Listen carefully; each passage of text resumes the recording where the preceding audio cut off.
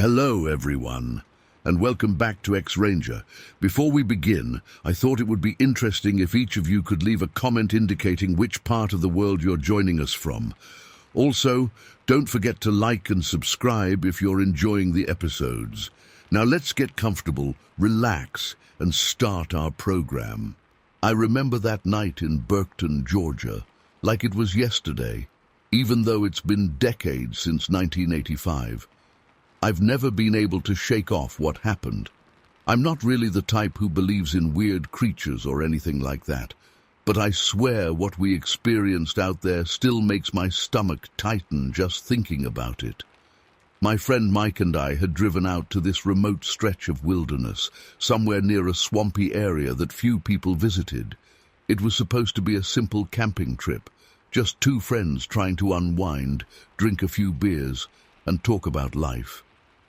We picked a spot not far from one of the isolated trails. The ground was kind of soft in places because of all that marshy soil, and the trees around us were tall and twisted, draped in moss. We found a small dry patch where we could set up our tent and build a modest fire. Nothing fancy, just something to heat up a couple of hot dogs and give us a bit of light as the night settled in. I recall it being pretty quiet at first. The mosquitoes were annoying, of course, and the smell of damp earth hung in the air, but there was something calming about it too. We had a few beers, kicked back, and tried to forget about the real world for a while. The sky was clear, and every once in a while we'd glance up at the stars. There's a certain comfort in that silence, until it's broken by something you can't quite explain. We started talking about random things, and at some point, Mike brought up this researcher who'd gone missing a few months earlier. The guy was studying local wildlife, supposedly. I'd heard the rumor before, but I'd never paid it much attention. Still, Mike mentioned people had been talking about strange sightings in the area, big, hulking shapes moving through the brush, odd footprints that didn't match any local animal. Some folks whispered about a creature covered in dark hair, walking on two legs. Honestly, I thought it was just small-town gossip to scare off outsiders. He and his sister often argued about the cost of treatments. There was no easy solution. He earned a modest wage that barely covered rent, groceries, and medical bills. The stress at home was constant. He avoided discussing his problems with anyone at work. He was not close to his co-workers. Everyone seemed occupied with their own struggles, and nobody wanted to hear about someone else's burdens. The cafeteria itself reflected the overall atmosphere of the factory. The tables were lined up in neat rows, the noise level was high, and nobody seemed particularly friendly. Most workers formed small groups, talking in low voices. Some laughed at private jokes, others complained quietly about their supervisors. Michael sat apart, used to being alone. He felt like a silent observer. He saw how quickly kindness disappeared in this environment. Workers were often too tired or too wary to show warmth. The managers rarely appeared in the cafeteria unless there was a reason, and when they did, their presence felt distant and formal. Michael looked down at his lunchbox. He had packed a simple meal, rice, a bit of chicken, and some vegetables. It was not much, but it was enough to keep him going until the end of the shift. He often wondered if there would ever be a change. He did not expect promotions or special treatment, but he sometimes wished someone would notice his effort. He worked hard, never complained openly, and tried to avoid causing trouble. Still, he remained invisible. He understood that this was how things worked here. As he finished eating, Michael recalled the conversation he had with his sister the previous night. They had disagreed about some medical expenses for their mother. His sister wanted to try a different doctor, but Michael was not sure they could afford it. The tension upset him. He wished he could earn more or find a better job, but he knew those options were limited. The economy was tough, and decent jobs were hard to find. He had no special skills beyond operating machinery. He felt trapped, but he tried not to let it show. He put away his empty lunchbox and glanced around the cafeteria. Other workers were still eating. Some looked tired, others looked bored, and a few chatted quietly. Nobody paid attention to him. He wiped his hands on a napkin and stood up. Soon he would return to the production line and continue his usual tasks. The day would pass slowly, and he would repeat this routine tomorrow and the next day, and the day after that. He accepted this reality because he had no choice. Before leaving the cafeteria, Michael paused for a moment. He wondered if there was any way to break the cycle of indifference. He had seen workers come and go. Some left on bad terms, others simply disappeared. Very few seemed to move up in the company. He doubted he would ever be promoted, and he did not see any path toward a better future here. Yet he stayed, because he had responsibilities.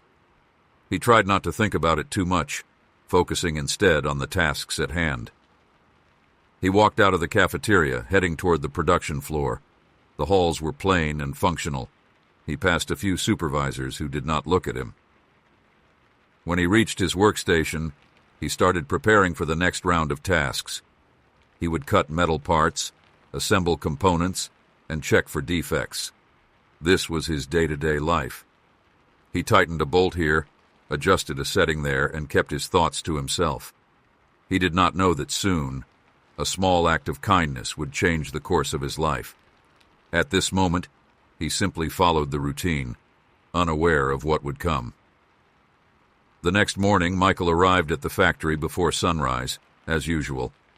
He stepped onto the factory floor and took his position, preparing the equipment for the day. During the short morning break, he went to the cafeteria to get a cup of coffee.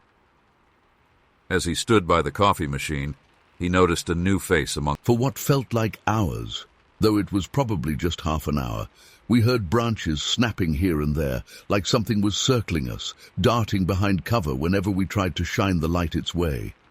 I was sweating, even though the night air had turned cool. My shirt stuck to my back.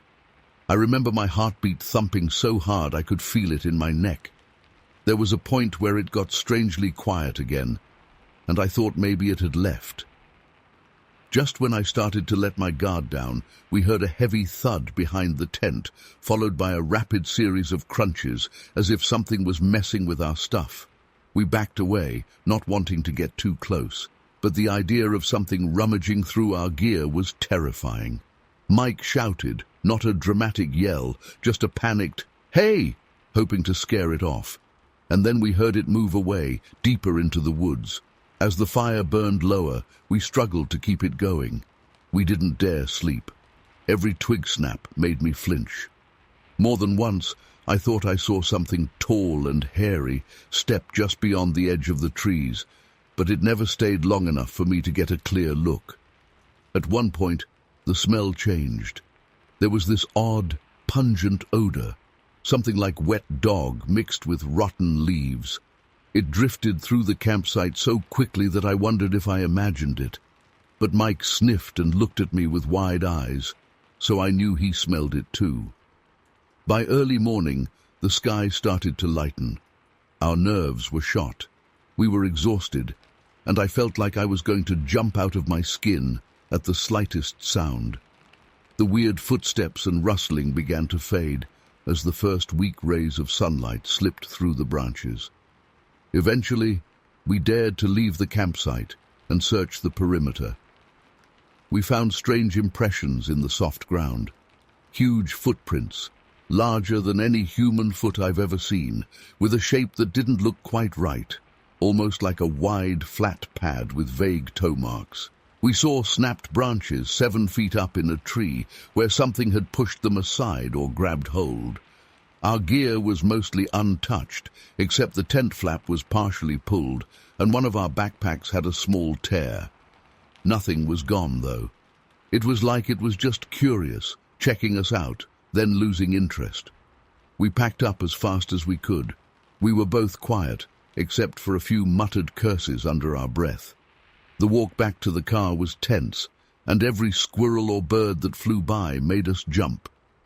But nothing else followed us, and by the time we reached the old dirt road, it felt like maybe it never happened, except we both knew it did. To this day, I can't explain what we encountered out there. I've gone over it in my head 1,000 times. If it was just a normal animal, what kind of animal would it have been? If it was a person, why the hell were they stalking us in the middle of the night, making those sounds, leaving those strange footprints? And if it was something else entirely, something like the legends people talk about, then I still have no idea what it wanted. It didn't kill us. It didn't steal anything. It just watched, circled, and let us know we weren't alone. I've tried to talk about it with a few people over the years, but I always feel stupid bringing it up, so I mostly keep it to myself. But the memory is still clear, and the fear I felt that night in 1985 is still sitting somewhere deep inside me. Even now, as I'm writing this, I feel a chill thinking about those eyes in the darkness and that heavy, deliberate step in the swamp behind our campsite. Nothing before or after that night ever made me feel so helpless. And I guess I'll never know what really happened or why it chose to show itself to us. It's just one of those things I'll carry with me, unanswered and unsettling, for the rest of my life. Story 2.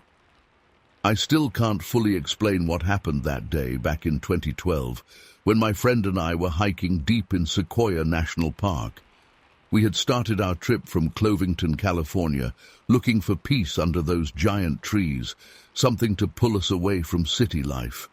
The first few days were actually perfect. Clear skies, fresh air, the kind of silence you feel more than hear. We took our time, got into a nice rhythm, wake up early, walk most of the day, find a good spot to camp, cook something simple, then watch the light fade through the branches before sleeping. I remember how calm everything felt at first. We saw deer a couple of times, some squirrels rustling around, and I recall even spotting a fox darting into the underbrush one afternoon. Nothing seemed off. The forest was just the forest, tall trees, soft mossy patches, the distant rush of a stream somewhere beyond the next ridge. But then, on what ended up being our last day out there, something changed. I woke up that morning with this uneasy feeling, like a weird tension hanging in the air. At first, I ignored it. Maybe I just slept poorly, or maybe I had eaten something that messed with my stomach. But then my friend mentioned it too, this strange sense that we weren't alone.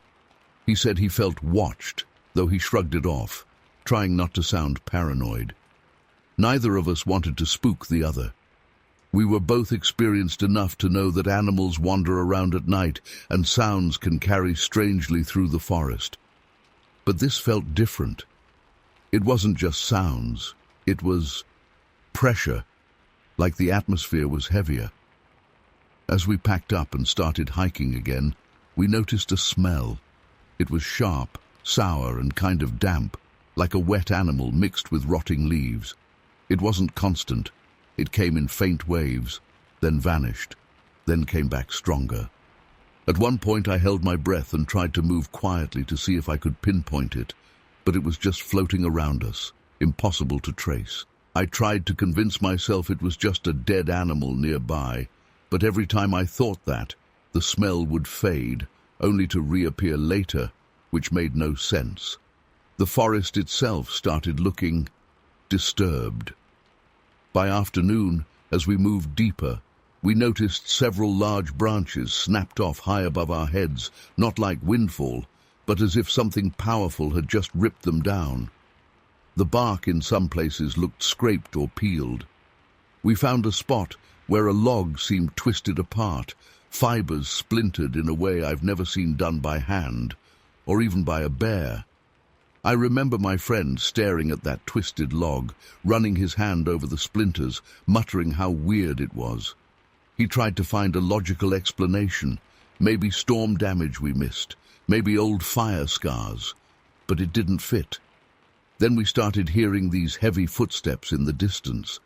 At first I thought it could be a deer, or maybe a bear moving through the brush, but it sounded too slow and too deliberate.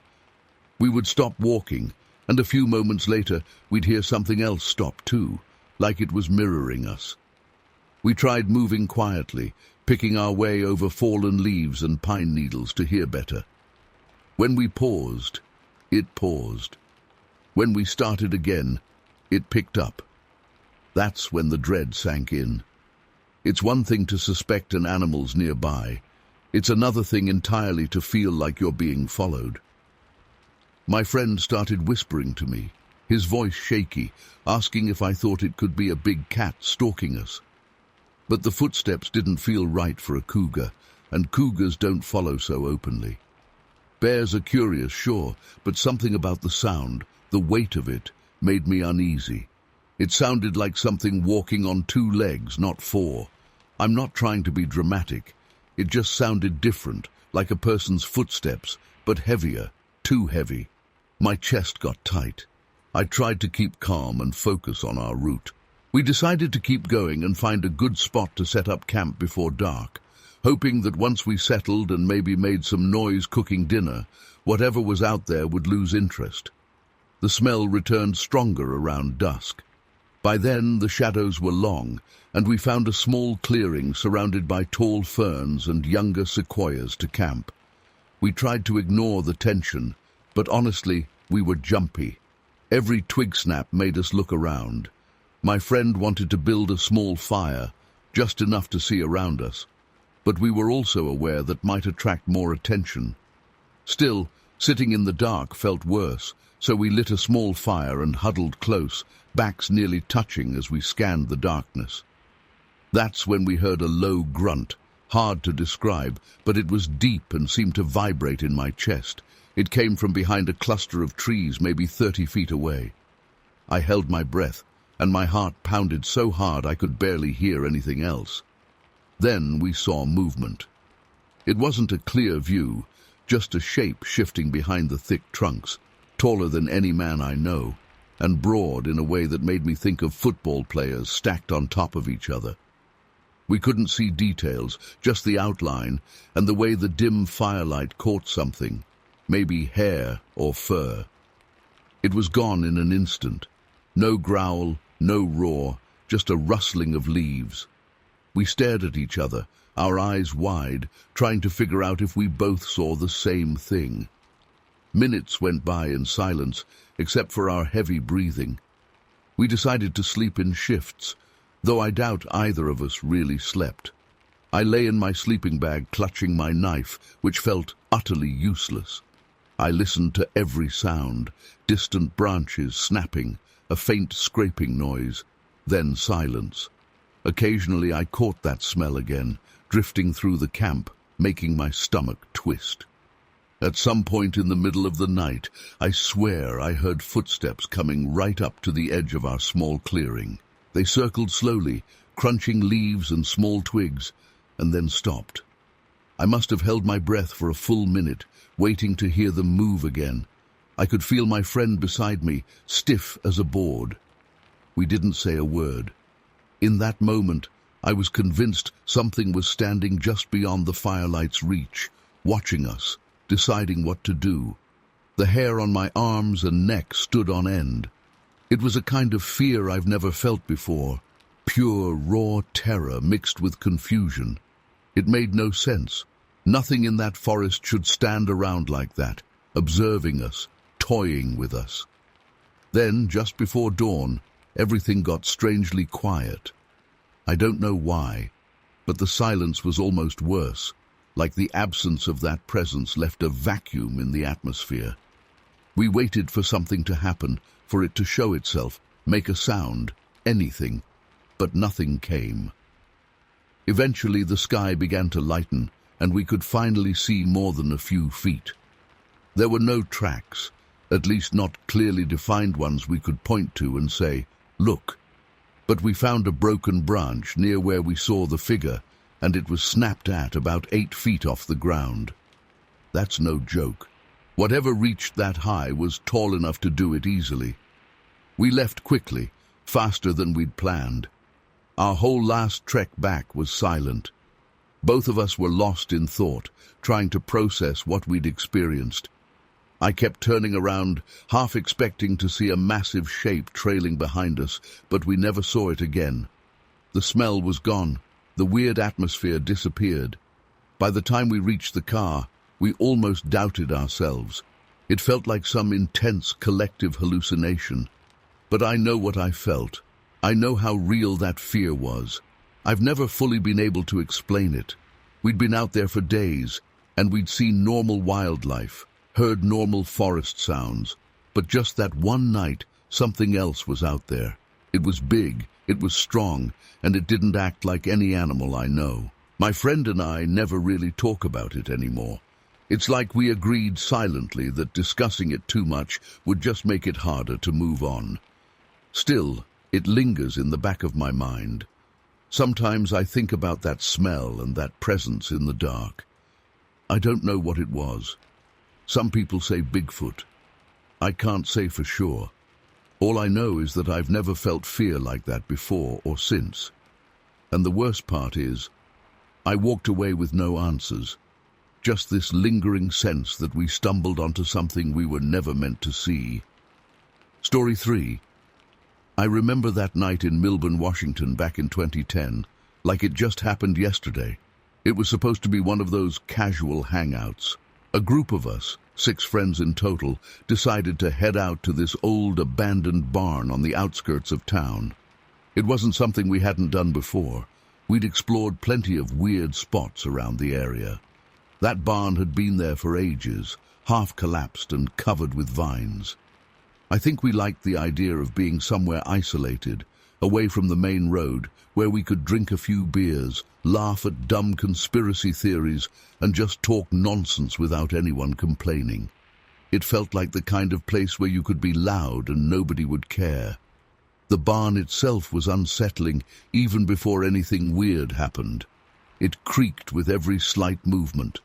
The smell of old, damp hay and rotting wood hit you the moment you stepped inside. It wasn't pitch black, but it was dark enough that we needed our flashlights. The beams of light caught swirls of dust in the air. We set up in the center, near some half-broken farming equipment.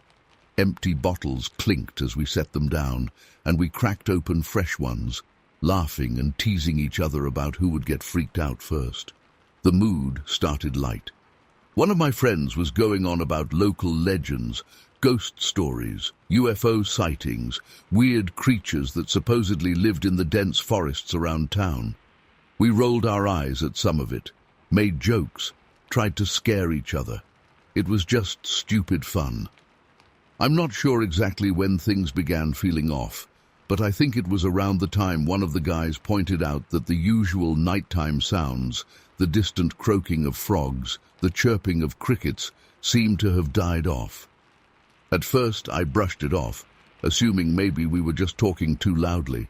But then somebody else said, "Did you see that?" He was shining his flashlight toward one of the large open doors that led outside. The door was missing its lower half, so it looked more like a big gap, framed by old wooden beams. At first, I saw nothing unusual, just the darker outline of trees beyond. But then something moved. It was a big, dark shape, almost blending into the background. But there was this subtle movement that didn't match the way leaves rustle or a tree branch sways. I remember feeling a sudden tension in the group, like a rubber band stretched too tight. We all aimed our flashlights in that direction. Something big was there. It crouched low at first, like it was trying to stay out of our direct line of sight. When it lifted its head slightly, the light caught what looked like eyes that reflected the beam back at us, shining in a way that just didn't look right. I don't know if I can describe it properly. It wasn't like a cat's eyes at night. It looked too high off the ground, too large. And something about the way it blinked, slow and deliberate, sent a chill down my spine. We started whispering among ourselves, someone suggesting it was a bear, another dismissing it because of the shape, the way it seemed too upright. Another friend half joked that maybe it was a person in a costume trying to scare us. But if it was, they were doing a damn good job. We didn't dare go closer. Instead, we stayed where we were, flashlights fixed on that gap in the barn wall. The figure didn't run away when we shone our lights. That was the part that made my stomach turn.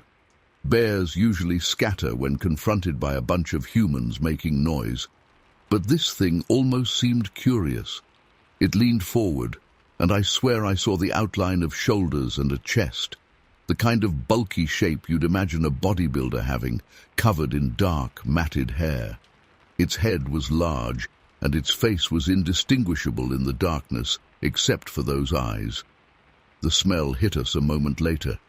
It was horrible, like a mix of wet fur, rotten meat, and old trash left out too long. One of my buddies gagged slightly, covering his mouth with the back of his hand. We were all on edge, our breaths shallow. No one made a sound for what felt like minutes. Then that thing let out a sound, somewhere between a grunt and a low growl. It resonated through the wooden walls and made something in my chest tighten up with fear. We started backing away slowly, still facing the opening, not wanting to break eye contact. In situations like that, you always think about what you've heard in survival shows. Don't run, don't show fear. But that's easier said than done. My heart was pounding so hard I could hear it in my ears. Suddenly, it moved, fast. It crossed the threshold into the barn, stepping on the creaky boards. Now we could see more of it. Tall, taller than any person I've met.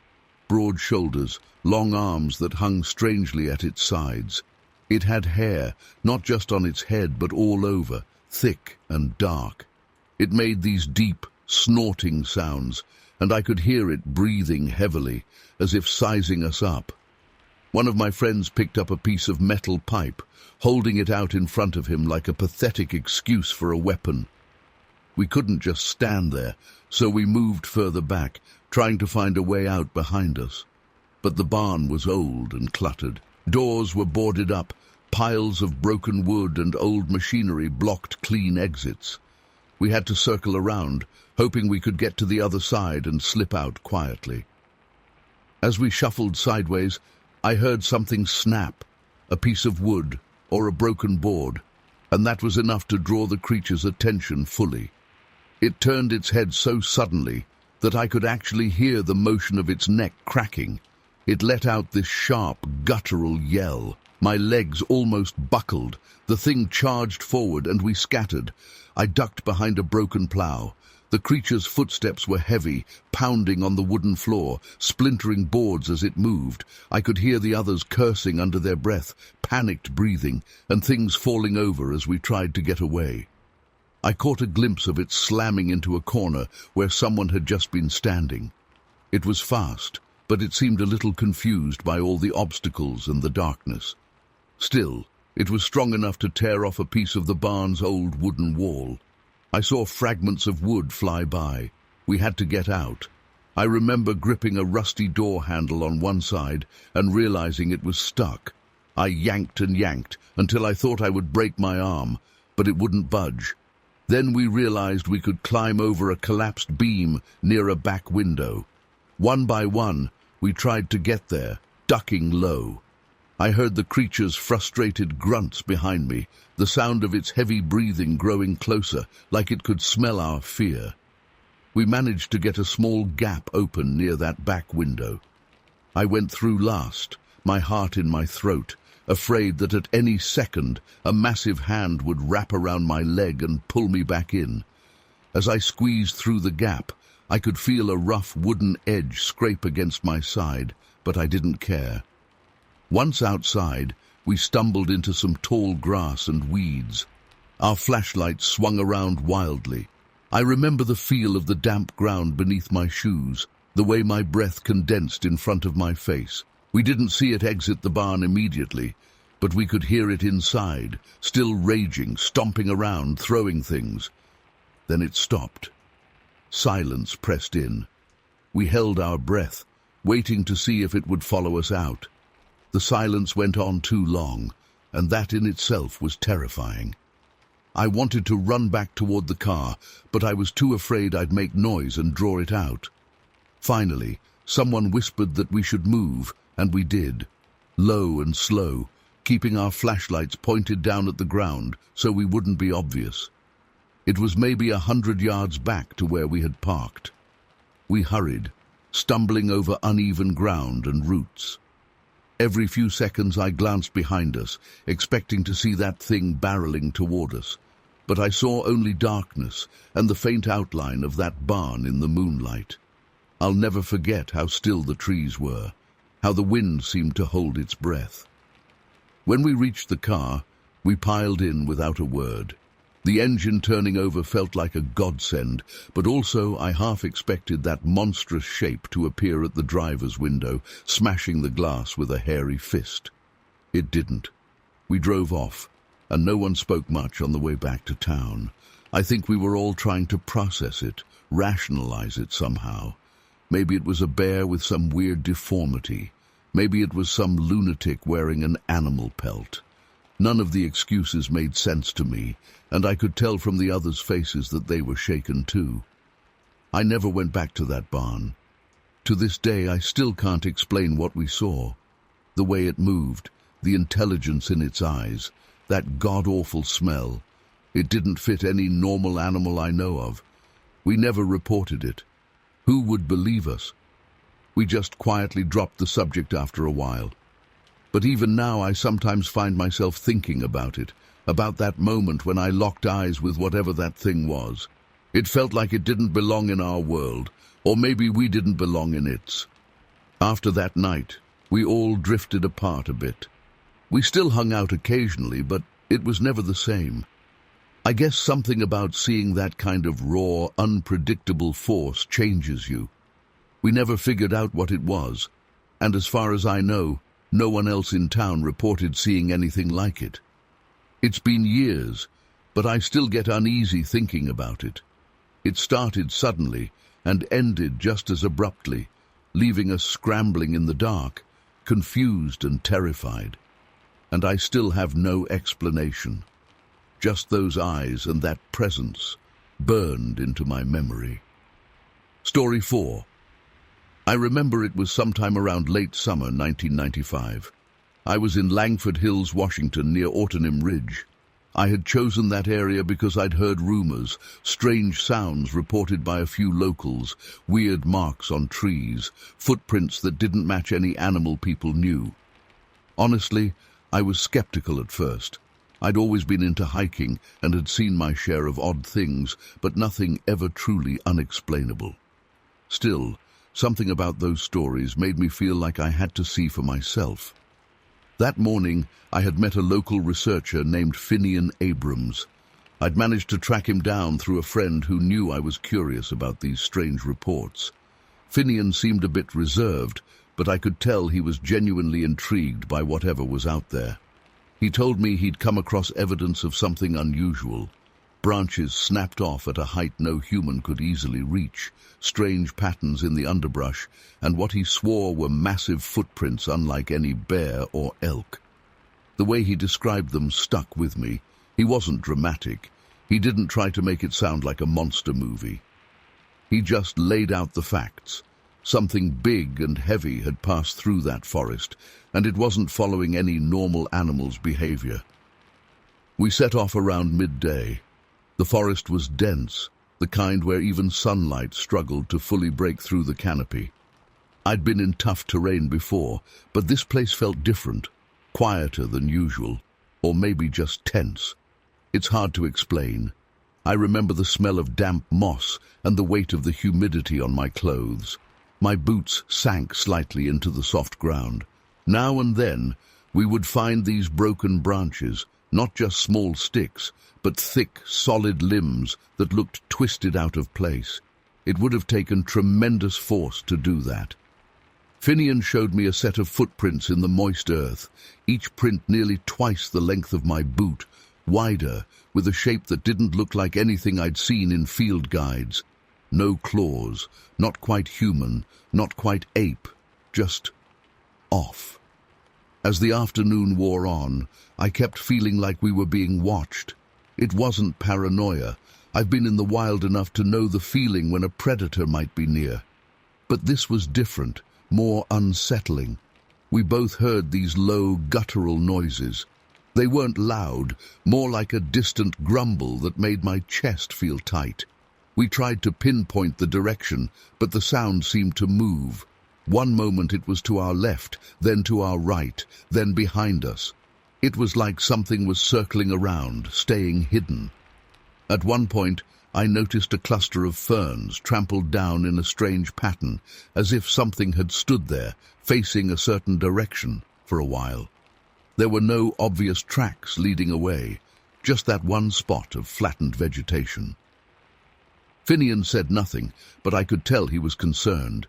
He kept scanning the tree line, occasionally crouching down to examine the soil, muttering something like, "Too heavy for a normal animal," or, "What's with these heights?" He never finished his thoughts, but I could hear the confusion in his voice. By late afternoon, the light began to change. It always does in a forest, but this time, the shifting shadows made every trunk look like a figure standing still, and every sound felt amplified. Around that time we heard a sharp crack, like a branch snapping suddenly. We both froze. I had my heart pounding in my ears. I remember my hand resting on my waist, as if I expected to grab something, but I had nothing but a small knife and a walking stick. Finian just stared into the gloom, trying to catch a glimpse of whatever was making those sounds. That's when I saw a large, dark shape move between two cedar trees. It was quick, just a flash, but it was enough to see that it was tall and bulky. Definitely not a deer, definitely not a bear. It moved with a weird smoothness, almost silent despite its size. After that, the atmosphere changed. We both knew we weren't alone. I felt an overwhelming sense of being out of place, like we'd wandered somewhere we shouldn't be. The forest seemed to close in around us. I couldn't shake the feeling of eyes watching from behind every trunk. We decided to head back, or at least move towards a more open area. We knew that staying put in that thick brush, with something following us, made no sense. As we tried to retrace our steps, we heard more guttural sounds. They were deeper now, more deliberate. It sounded almost like language, but not human, more like a series of throaty clicks and hums. I'm aware of how crazy that might sound, but that's what I heard. I could barely see a few yards ahead because the shadows had grown longer and thicker. I kept expecting something to lunge out at us, but nothing did. Instead, it just kept pacing around, staying hidden, only giving us the occasional glimpse of movement or a flash of fur, if that's what it was. Then, as we reached a slight clearing, we found a spot where the ground had been disturbed. Something large had knelt or crouched there, leaving a partial imprint. I saw large clumps of dark hair caught on a broken branch. It looked coarse, not like normal animal fur. I remember leaning in to look at it, my heart racing, and I got this strong, musky smell, like sweat and wet earth. It hit my nose hard, and I nearly gagged. Finian whispered that we should move slowly away. He didn't say why out loud, but I knew. We were too close. I didn't argue. We took careful steps back, trying not to make noise. That's when I felt the presence again behind me. I turned and saw, maybe 30 feet away, a silhouette against the fading light. It was huge. I could make out broad shoulders and a head that seemed slightly pointed. I couldn't see its face clearly, but I felt its stare. It just stood there, half hidden by a tree trunk. I wanted to run, but my legs felt heavy, and my mind froze. Finian was beside me, breathing quietly, not moving.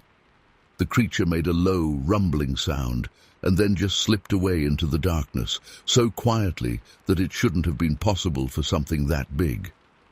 We didn't talk. We just started hiking back at a steady pace, trying to keep calm, but I could feel the panic rising inside me.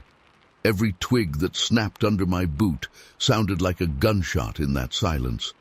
I kept expecting it to follow us, to charge, to do something, but it never did.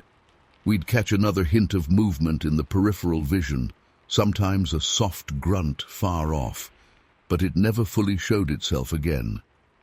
By the time we emerged from that deeper part of the forest, the sun was almost gone. The sky had that dark blue tint, and we could see the outline of the ridges around us. I don't think either of us fully processed what we had just experienced. All we knew was that something huge and intelligent was out there, something that didn't behave like a regular animal. I didn't know what to call it then, and I still don't. Bigfoot is just a label, but whatever it was, it felt real, more real than any story I'd ever heard. I parted ways with Finian before it got fully dark. We didn't say much, but the look on his face said it all. There were no easy explanations. I remember hiking back on my own, constantly looking over my shoulder, ears straining for any sound. But the forest was quiet. It was as if, after showing itself, the thing had decided to just let us go. It's strange, but there was a sense that it wanted us to know it was there, not just as some distant rumor, but as a presence that owned those woods. To this day, I can't explain it. I've hiked that area since, but never deep into those sections again. Every time I think about it, I feel that same knot in my stomach. I keep wondering what would have happened if we had stayed longer, if we had tried to approach it. Maybe we were lucky. Maybe it was just warning us. Or maybe it didn't care at all and was just curious about these two humans stumbling through its territory. I still have no concrete answers. I only know what I saw and felt. There's something out there in the forests of Washington, something big and wary, and it leaves behind evidence if you look closely enough.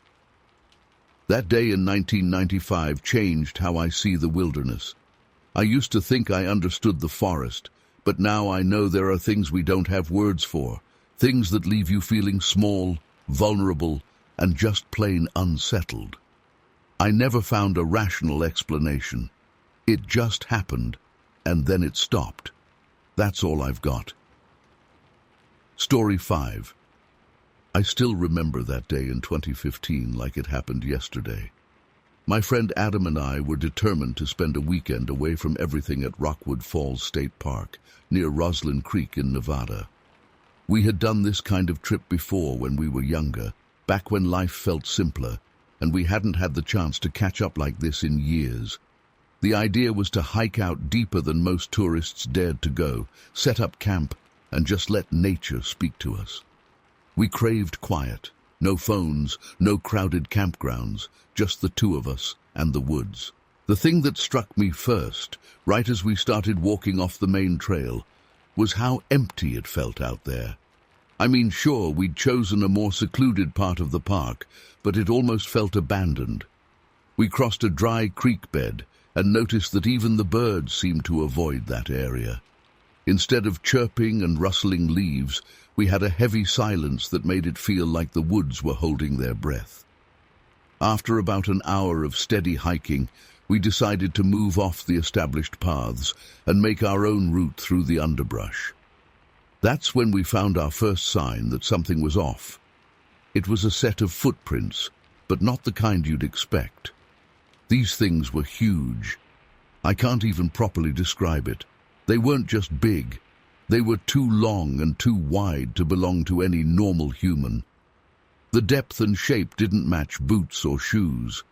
At first we joked about it, calling it Bigfoot tracks in a sarcastic tone, but there was no punchline. The ground was hard in places, yet these tracks pressed in deep. Whatever made them must have been extremely heavy. We shrugged it off at the time. Maybe a bear with an oddly shaped paw, we said, or someone messing around.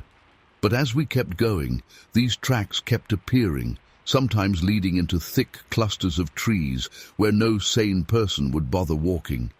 Then there were branches that looked twisted, not broken clean like from an animal pushing through, but contorted, as if something with massive strength had grabbed and wrenched them. I tried not to let it bother me, but the feeling of being watched started creeping in. We eventually found a decent clearing to pitch our tent.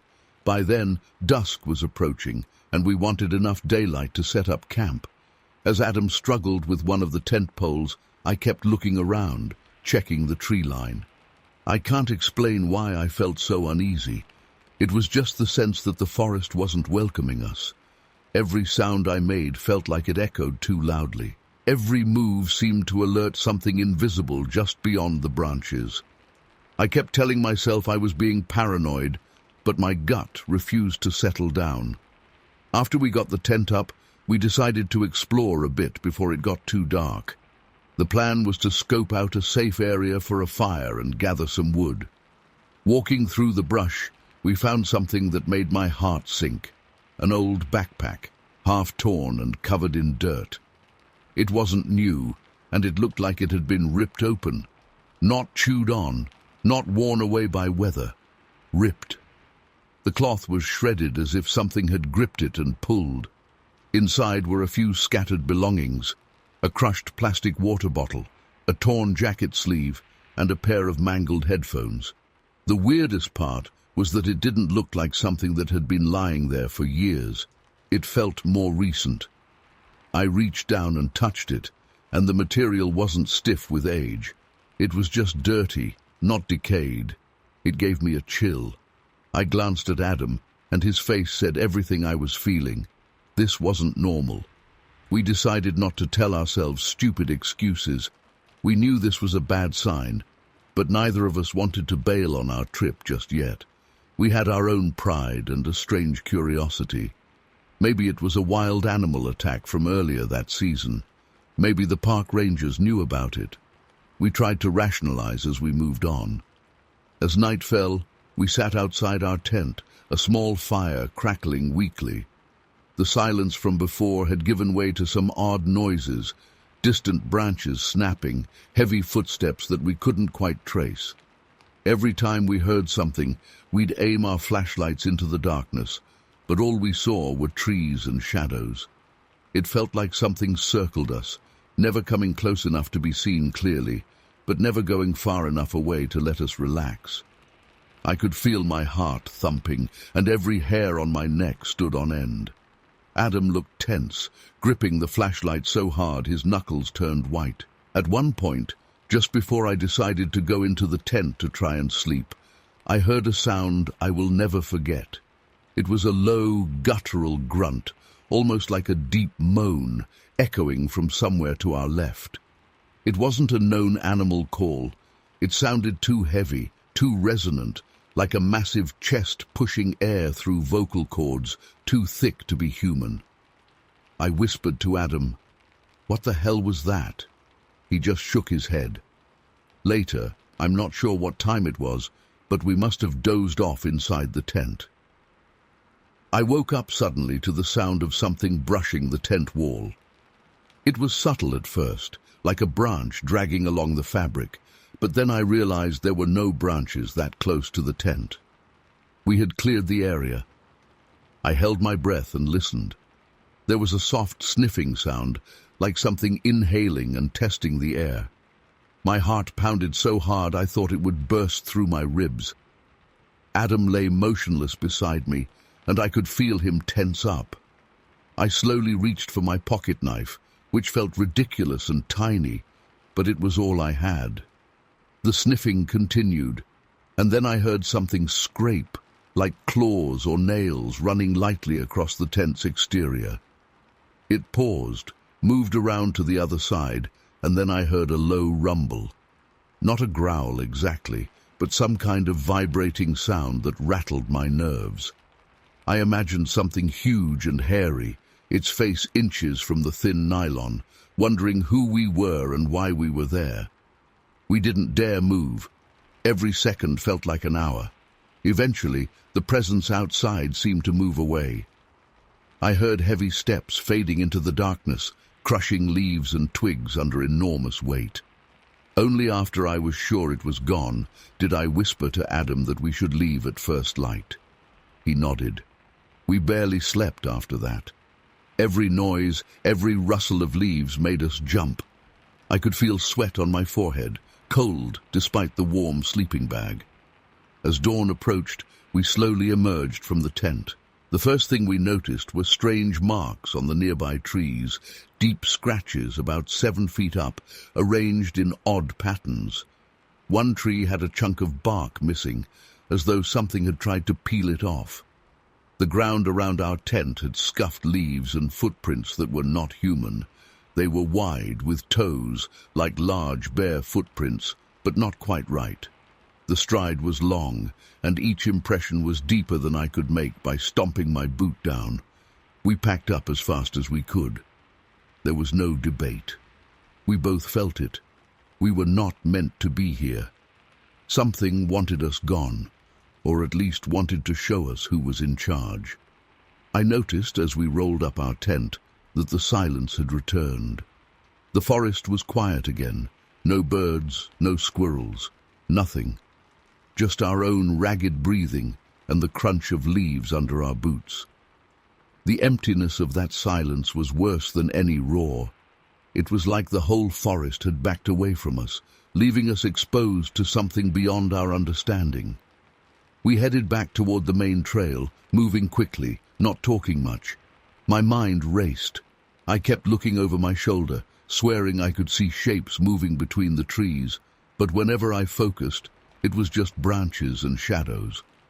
At one point, we stumbled upon what looked like an old campsite, a ring of stones that once held a fire, scattered pots and pans with dents and rust, and again, that eerie feeling of violence. I bent down to pick up a pot and realized it had deep gouges in it, like claw marks. It made no sense. Metal doesn't just get torn up like that.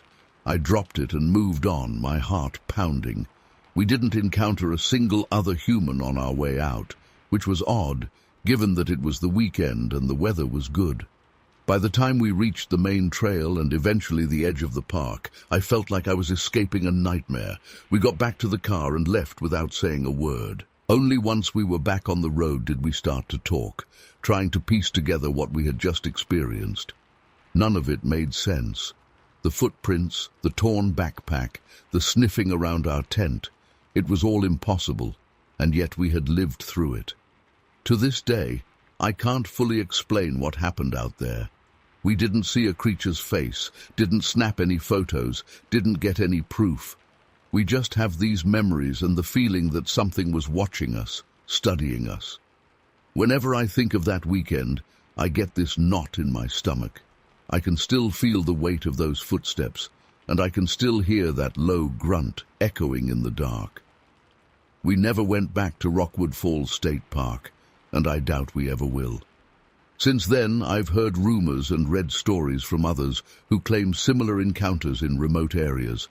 Maybe they're all just stories, or maybe we all came too close to something that defies simple explanations.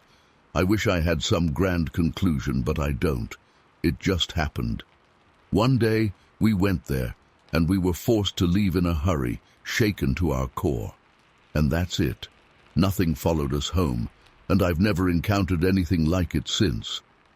But that heavy feeling of being watched, that strange silence, those footprints, I know they were real. The question of what we stumbled into remains unanswered. All I know is that I'm never going back, and I wouldn't recommend anyone try. Story 6. I remember it was early in the evening when I first stepped into Perro State Park. It was late September 1990, and I'd come all the way from Malaford, Wisconsin, because of this strange note I'd received that morning. It didn't make much sense at the time, just some rough directions scribbled on a small piece of yellow paper, and a name I had never heard before, Tybolt Petrovsky. I still can't explain what made me follow those directions.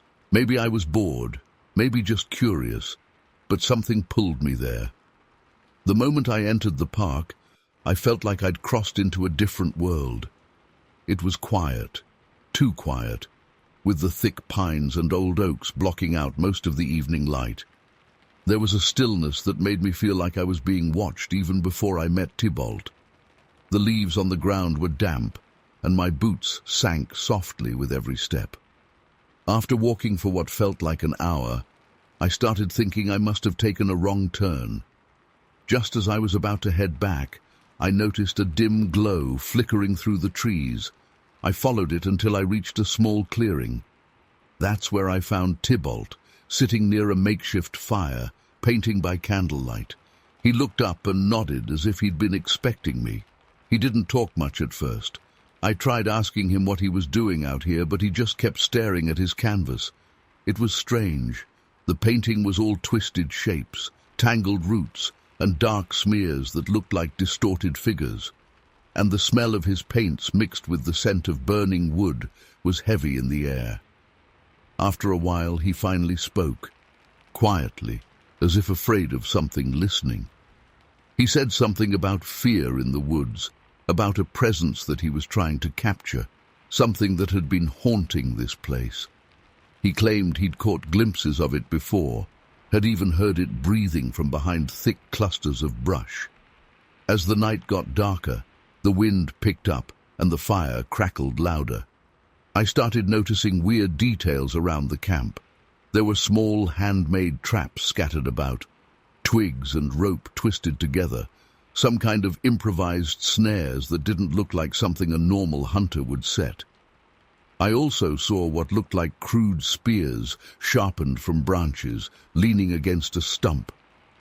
Tybalt didn't explain them, and I didn't feel comfortable asking. He was focused on his painting, adding layer after layer of ink-black brush strokes, almost as if he were trying to paint something right in front of him that I couldn't see. The woods around us made this constant low murmur, like distant voices, or maybe just the wind moving through hollow logs. But then, from time to time, I'd hear something else, a heavy step, a branch cracking, leaves crunching where no one should be walking. At one point, I swore I heard a low grunt coming from the darkness. I strained my eyes, but I couldn't see anything except the faint silhouettes of trees against the night sky. Tybalt started whispering then, though half the time I couldn't catch what he said. He mentioned that something large had been stalking him for days. He said he'd found footprints too big to be human, arranged in strange patterns around his campsite. He claimed this thing was intelligent, that it was laying traps and leaving handmade weapons like warnings. According to him, this wasn't just an animal. It was something else. He never said the word Bigfoot, but that's what came to my mind. It sounded ridiculous, but out there, the idea didn't seem funny at all. I tried to convince myself that we were just spooking each other. But then we heard it again, closer this time. The snap of a branch, heavy breathing that sounded like it came from a chest twice the size of a man's. Tybalt went quiet and set down his paintbrush. I could see the terror in his eyes by the glow of the fire. I felt my stomach drop, and my skin got clammy. We both looked toward the darkest part of the tree line. Something was moving. We couldn't see it directly, but we could see the leaves shudder as it brushed against them. Whatever it was, it didn't feel like it was just passing through. It felt like it wanted us to know it was there. My heart started pounding so hard I could hear my pulse in my ears. I reached into my backpack, even though I knew I didn't have anything useful. A flashlight, some snacks, a bottle of water, nothing that would matter if something large and violent decided to come at us. Tybalt stood up slowly, his brush still in his hand, as if he might try to paint it if it showed itself. The firelight flickered and danced, making the shadows stretch and warp. I tried shining my flashlight into the trees, but it only illuminated a tangle of branches and undergrowth. Still, I felt eyes on me. Then the noises got louder, a rustling to our left, then a grunt to our right. It felt like multiple things were out there, circling us, but the sounds never overlapped. It was as if one creature was darting around at impossible speed, or it was somehow throwing its voice all around us. I kept expecting to see a face, or fur, or at least a shape moving between the trees, but it stayed hidden, just beyond the edge of the light. Tybalt started muttering something about the painting, how he couldn't finish it without seeing it clearly. I thought he'd lost his mind. I grabbed his shoulder and tried to get him to focus, to think about how to get out of there. The trail I'd come in on seemed straightforward enough, but in the dark, everything looked the same. And the sounds were coming from that direction now, as if it had cut off our escape route. The air turned sharp and cold. I could smell this weird, musky odor that wasn't there before, like wet fur and rotten leaves. I tried to swallow, but my throat was dry, every moment stretched out. I remember the feeling of my legs trembling, my mouth going dry, my hands turning icy despite the heat of the fire. I remember thinking, this is where it happens. This is where something jumps out and I never make it back home. Just when I thought I couldn't take it anymore, everything stopped. No more crunching leaves, no more grunts, no more breathing. It was dead silent. Tybalt stepped toward the tree line, holding his brush out like it was a weapon. I wanted to yank him back, but was too scared to move. I shined my flashlight again, and for a split second I thought I saw something huge. Just a tall, hulking shadow with broad shoulders and a head that almost blended into the dark canopy. But as soon as I blinked, it was gone. Maybe I imagined it. Maybe it ducked down or stepped behind a tree. We stood there, frozen, for I don't know how long. Eventually we realized that whatever it was, it had moved off. The woods were still eerily quiet, though, like all the normal animals had fled long ago. Tybalt let out a shaky breath. I could see sweat on his forehead. We both just stood by the fire, unsure what to do next. There were no good choices. Stay and risk it coming back, or try to leave and risk running into it on the trail. I can't explain why, but after a while we just started packing up without a word. I grabbed my stuff, and Tybalt gathered his painting supplies. It felt like we were moving in slow motion, not wanting to draw attention. Every twig snap under our feet sounded like a gunshot in that quiet night. We walked back through the forest, guided only by my flashlight and a weak moon that had finally appeared between the clouds. I kept looking over my shoulder, expecting to see a pair of eyes glowing at me from the darkness. But nothing happened. After a long, tense walk, we reached the edge of the park's main dirt road. By the time we got there, Tybalt and I could barely talk. We just sort of nodded at each other. I never really got any answers. I never found out who sent that note or why they wanted me to meet Tybalt. I never learned what that thing really was, or if it had some purpose other than scaring the hell out of us. We didn't talk about it again. We just went our separate ways. All these years later, I still remember the way it felt. Like something was playing with us, testing us. I sometimes wonder if that creature, whatever it was, got some kind of satisfaction out of watching us panic. I've read stories about strange encounters in the woods, people seeing impossible things they can't prove. It always sounded ridiculous until that night. To this day, I can't fully explain what happened out there. It didn't feel like a fairy tale or a campfire story. It felt real, immediate, and dangerous. After that night, I never returned to Perro State Park, and I never saw Tybalt Petrovsky again. I'm left with the memory of that cold silence, the smell of wet fur in the air, and the sense of something huge and powerful just beyond my flashlight's reach. It's still enough to make my skin crawl.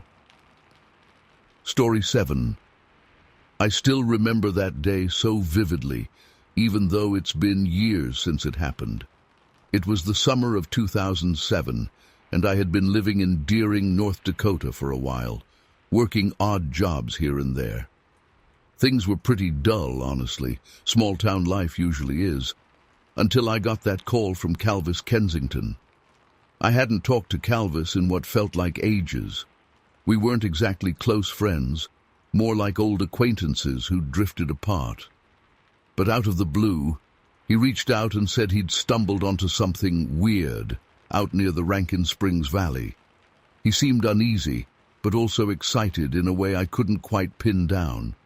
He wasn't the kind of guy to spook easily, so when he asked me to come out there and take a look, I figured it had to be something worth checking out. I drove out that same afternoon.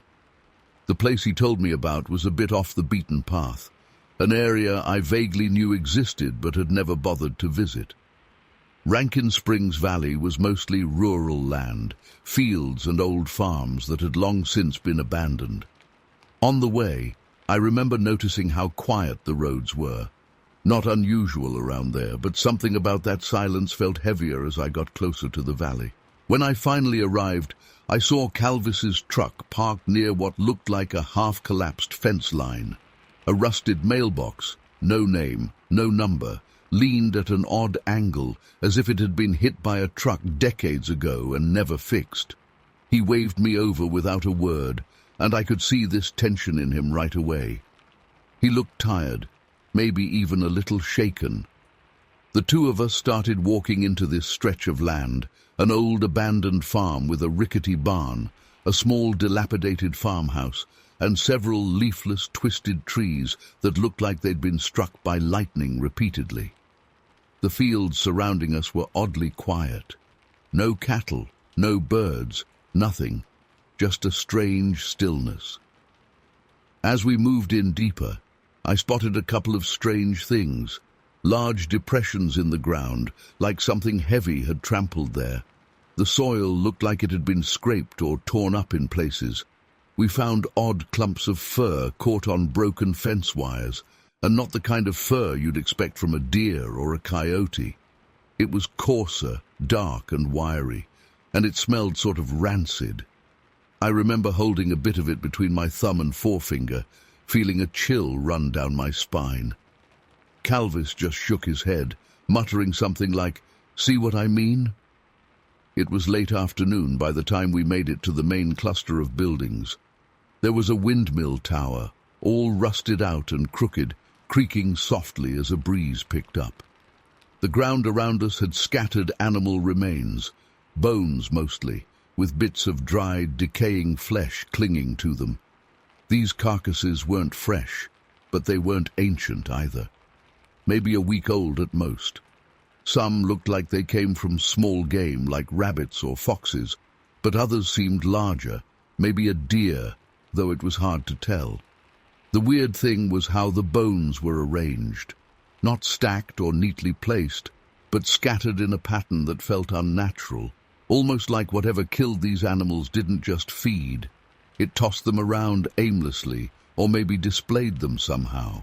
The smell was awful, a kind of sour, rotten stench that made me want to gag.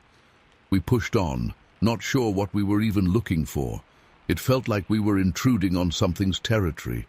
I remember the sky changing color as the sun sank lower. The light turned a dull orange, and everything started to feel even more oppressive. I swear the trees looked more twisted in that light, their gnarled branches like skeletal arms reaching toward us. Then, just as the shadows got long and the wind died down, we heard it. A noise from behind that half-collapsed barn. It was a deep grunt, a sort of low growl followed by heavy breathing. My heart jumped. Calvis and I locked eyes, neither of us saying a word, just listening. Then we heard something shuffle, heavy footsteps on dry grass. I remember thinking it had to be a bear, but we don't really get bears in that area, not like that. And this didn't sound like a bear. It had a distinct, almost deliberate rhythm, like it was walking on two legs, not four. We edged around the barn, staying low. I felt the old boards crumble under my fingertips as I tried to steady myself. Suddenly, whatever it was let out a sort of guttural snarl, and we both froze. I could feel my pulse hammering in my ears.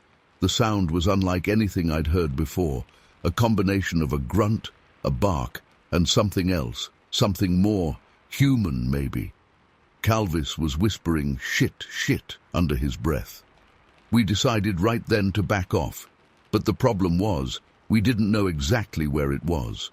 The barn blocked our view. The noises got louder, and as the sky darkened, we realized we'd lost track of the path back. Everything looked different now. The twisted trees cast strange shadows, and the old farmhouse looked like a crouching beast in the gloom. We tried to move quietly, but the ground was covered in dry grass, brittle twigs, and scattered debris. At one point, I stepped on something that snapped loudly, and the breathing sounds stopped. There was this instant of total silence, and then a rush of movement. We couldn't see it clearly, but in the half-light, a massive shape darted behind a cluster of trees. It moved fast, faster than any human should, tall, broad shoulders, and an odd hunched posture. I caught a glimpse of dark fur, maybe brownish or black, hard to tell in that light. But it was big, definitely taller than me, and I'm about 6 feet. We backed up slowly, trying not to run, but every instinct I had screamed at me to just bolt for the truck. We heard heavy footsteps circling around, first to our right, then behind us, then back to the left. It was like it was testing us, maybe trying to corner us. We kept turning, trying to catch sight of it, but it was always just outside our field of vision. I remember the hairs on my neck standing up, and I could barely breathe. The air felt thick, like we were underwater. At one point, we heard it let out another grunt, followed by a strange clicking sound. I don't know what that was. Teeth, maybe, or some other vocalization. The fear I felt wasn't just about being attacked physically. It felt like we had stumbled onto something that didn't want to be understood or discovered, something that shouldn't be there but was, lurking just at the edge of that abandoned farmland. I whispered to Calvis that we needed to get the hell out of there. He didn't argue. We moved as quickly and quietly as possible toward where we thought the fence line was. The creature, if that's what I should call it, seemed to move parallel to us, staying hidden behind trees and thick bushes. Every so often, I'd see a flash of movement or a dark silhouette. My heart was racing. My hands were shaking so bad I could hardly keep my flashlight steady. And yes, I had one of those cheap little flashlights in my car, but its beam was weak and flickered every time I hit a bump on the ground. We finally reached the fence. I remember the feel of the cold, rusted metal as I gripped it. We slipped through a gap and hurried toward our vehicles. I could still hear it back there, pacing just beyond the tree line. As soon as we fired up the engines, the headlights caught something moving between the trunks, something big. Then it vanished, and we were just left with the empty field and the twisted trees, swaying slightly in a breeze that seemed to appear out of nowhere. We didn't say much to each other before leaving. Calvis looked pale and freaked out. I'm sure I looked the same. We both knew we'd seen something that day, something that left dead animals strewn around, something that wasn't just a trick of the light or our imaginations. But what could we say? Going to the cops would make us look insane. Telling friends would just invite mockery. We had no proof, no photos, no clear sighting, just that lingering feeling of dread, the stench of rotting flesh that seemed to cling to our clothes, and the memory of those strange footprints and that awful, inhuman sound. I drove home with my mind racing, heart still pounding. For weeks afterward, I couldn't sleep right. Every time I closed my eyes, I thought I heard that breathing, those heavy footsteps circling in the dark. I still don't know what was out there in Rankin Springs Valley. I've never gone back.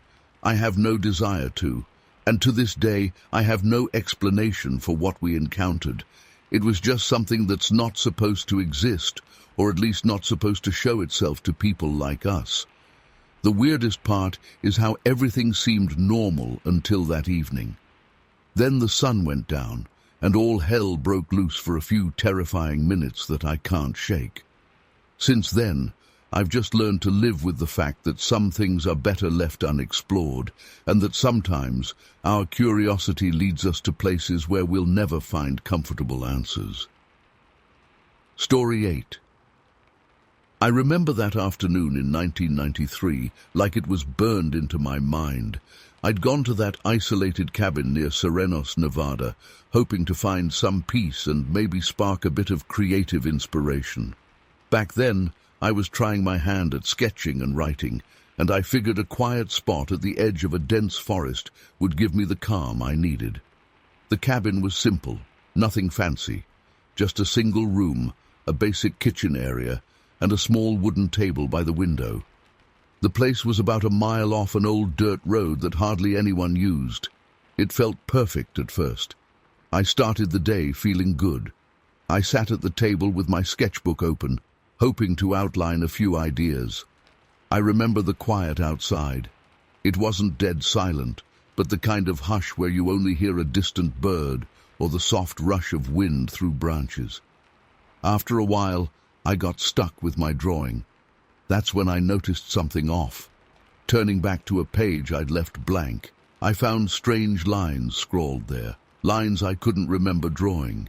They weren't pretty or artistic, just these rough, uneven strokes, as if someone had grabbed my pencil while I wasn't looking. I thought maybe I'd accidentally made them earlier without realizing. It seemed like a dumb explanation, but I didn't know what else to think. I tore out the page and crumpled it. Maybe I was just tired. I tried again, focusing hard on my work. After about an hour, I took a short break, stepping outside to breathe in the fresh forest air. When I got back, I flipped through my sketchbook again, and there it was on another page, something that looked like the silhouette of a large figure covered in what I can only describe as rough pencil marks that suggested fur. It was drawn so poorly, but it was definitely something shaped like a massive, broad-shouldered thing. I had no memory of doing that. I felt a chill crawl up my spine. I wasn't sure what was going on. It's not like I was drinking or anything. I was completely sober, just tired. I tried to ignore it. Maybe my mind was wandering and I was absent-mindedly sketching while daydreaming. That sounded insane, but what was I supposed to believe? I stepped outside again, this time to clear my head and look around. The cabin sat at the edge of the woods, and if I followed a narrow trail, I'd reach a thicker part of the forest that dipped down into a ravine. I walked a little way in, and I kept noticing strange patterns. Low-hanging branches had been bent or twisted. I saw a cluster of large footprints in the soft soil near some ferns. They weren't shoe prints, they were broader, longer, with what looked like toe marks. At the time I tried to rationalize it. Maybe a bear, I thought, but bears don't usually leave prints that so closely resemble gigantic human-like feet. It made me deeply uneasy. The smell was weird too. There was a musty odor, like damp fur or rotten leaves. I kept scanning the area, feeling more and more like I was being watched. It's hard to describe that feeling. It's like your skin prickles, and you start noticing every tiny sound. A branch snapped somewhere deeper in the forest, and I swear I heard this low, muffled grunt. I stood still, heart pounding, not sure if I should turn back or investigate. Eventually, I forced myself to move. I went back toward the cabin, trying to calm myself down. I convinced myself it was just my imagination running wild, fueled by those weird sketches. Back inside, I was surprised to find that more pages had been marked. Now there were several crude drawings, each showing a huge, hairy figure, its head slightly cone-shaped, massive shoulders, long arms. The pencil lines were rough, shaky, as if drawn by an unsteady hand. I know I hadn't done that. I started to feel real panic. I locked the door and checked the windows. All shut, no signs of forced entry. Nobody could have snuck in to prank me, right? It made no sense. The place was in the middle of nowhere, and I would have heard someone messing around inside. But the sketches were there.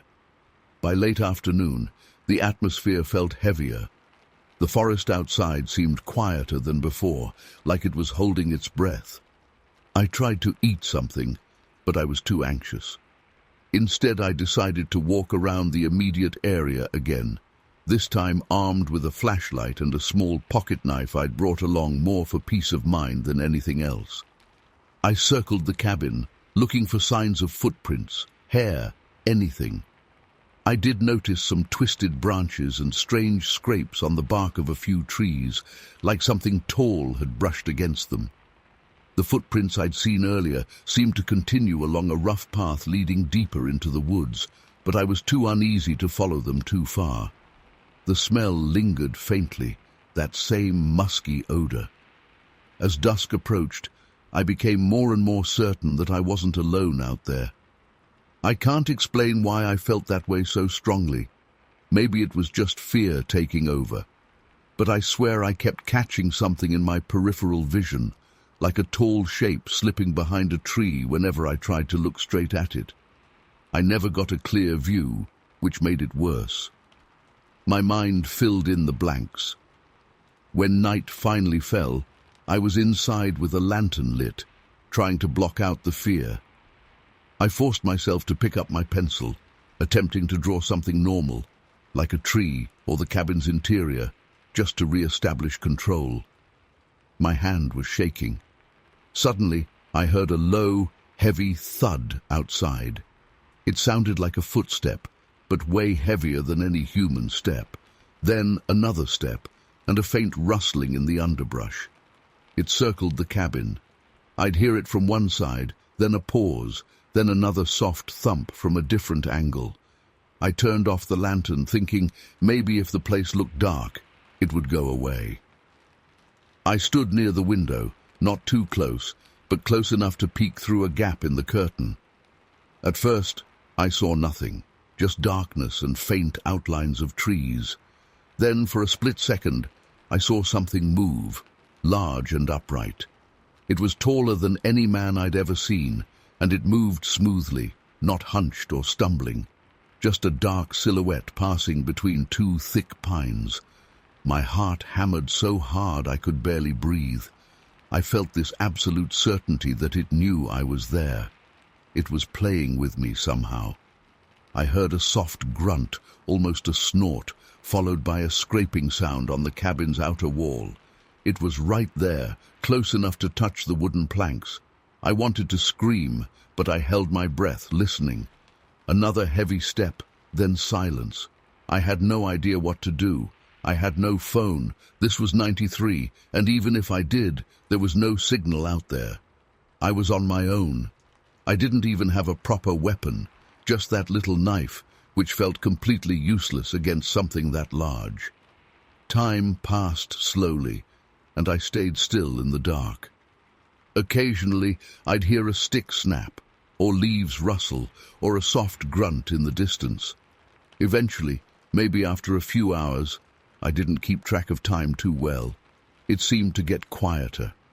I dared to light the lantern again, hoping the light would keep it away. The drawings in my sketchbook were still there, those strange images of a huge, hairy creature. I flipped through them slowly, feeling sick to my stomach. Each sketch looked more frantic than the last, more desperate. Some pages were smeared as if by a large finger or a thick nail dragging across the paper. At one point, I worked up the courage to crack the door open an inch. It was dead quiet outside. No footsteps, no rustling, nothing. I shined my flashlight around, seeing only the outlines of trees and bushes. I stepped out, heart pounding, just to look around the corner of the cabin. Nothing. The smell, that musky odor, was fading. It was as if whatever had been out there had simply vanished into the night. I felt no relief, though, just confusion and lingering terror. I locked myself back inside and stayed up until the sky started to lighten. My memory of the exact sequence of events in those final hours is hazy. I know I didn't sleep. I just sat there, listening, flinching at every little creak.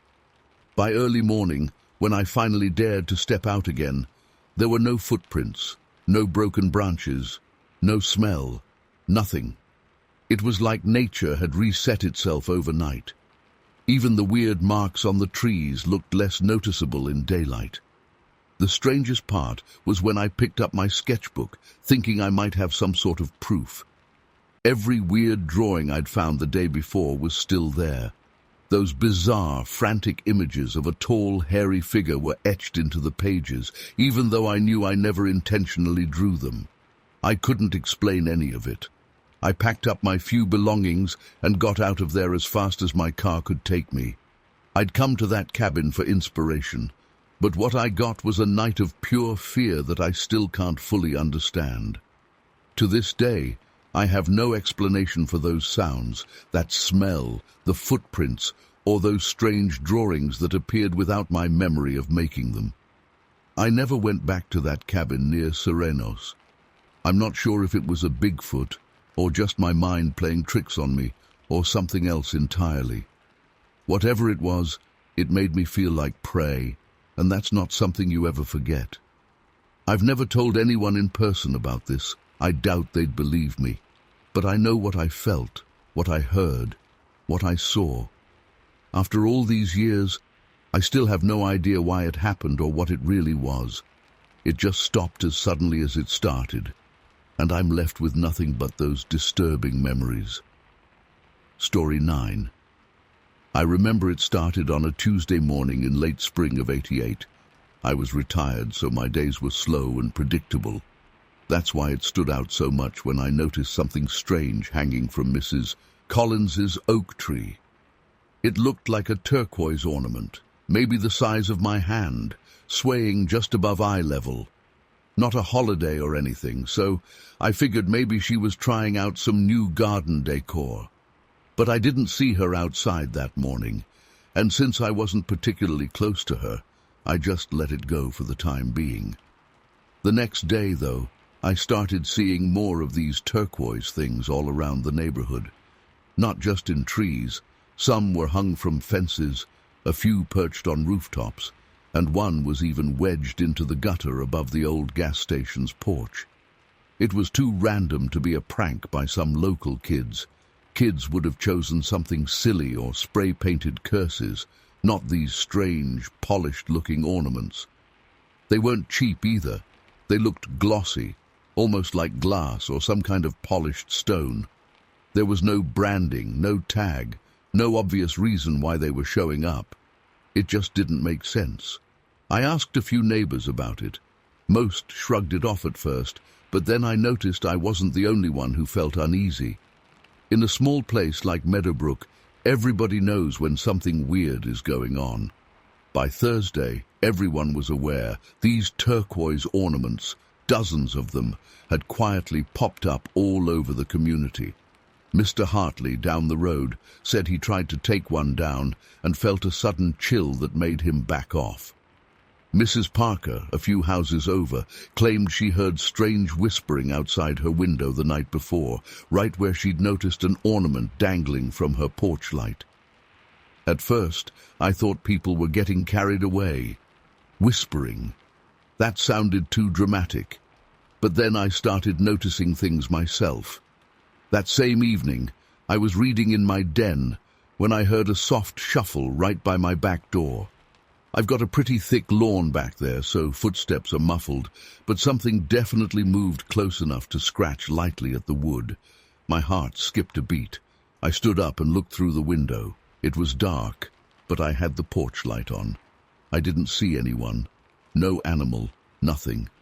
Just that turquoise thing I'd spotted earlier that day, now hanging from my own fence post, swinging gently even though there was no breeze.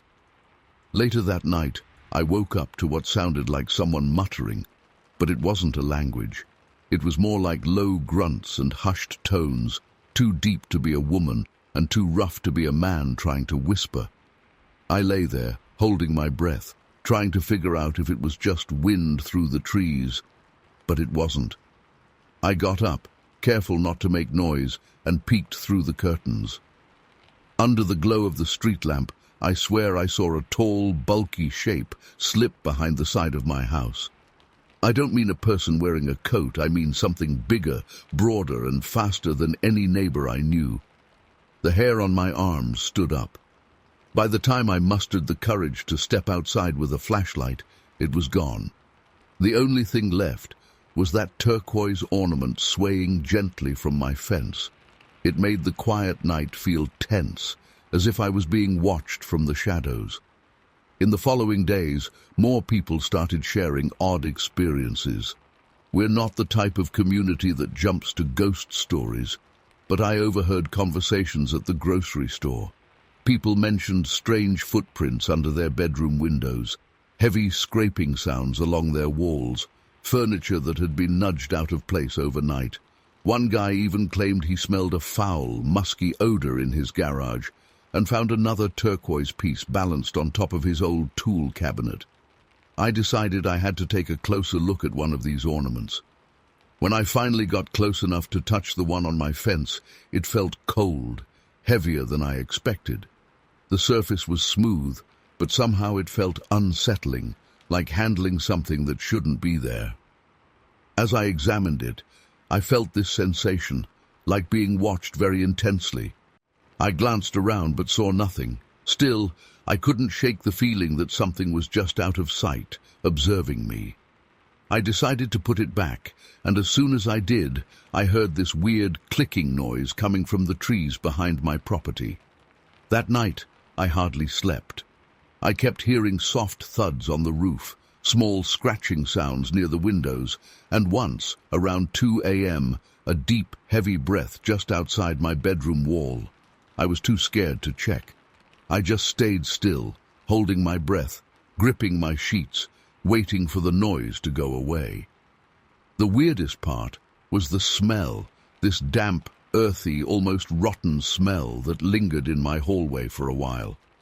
When I finally got up, my living room armchair had been moved a few inches to the left, and the curtain near the window was twisted.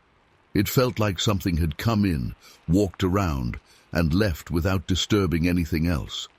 And that damn turquoise ornament was now dangling from my doorknob outside, as if to say, I was here. People started wondering if these ornaments were some kind of marker, like someone or something was claiming territory. A few older folks mentioned stories they'd heard about strange creatures in the woods, something like a big, hairy figure that people rarely saw but always feared. We never used the word Bigfoot openly. It sounded too silly. But there's a difference between silly campfire stories and the tension that was gripping our neighborhood. This felt real and immediate, and it was happening right in front of us. One afternoon, I caught a glimpse of something behind Mrs. Collins's house.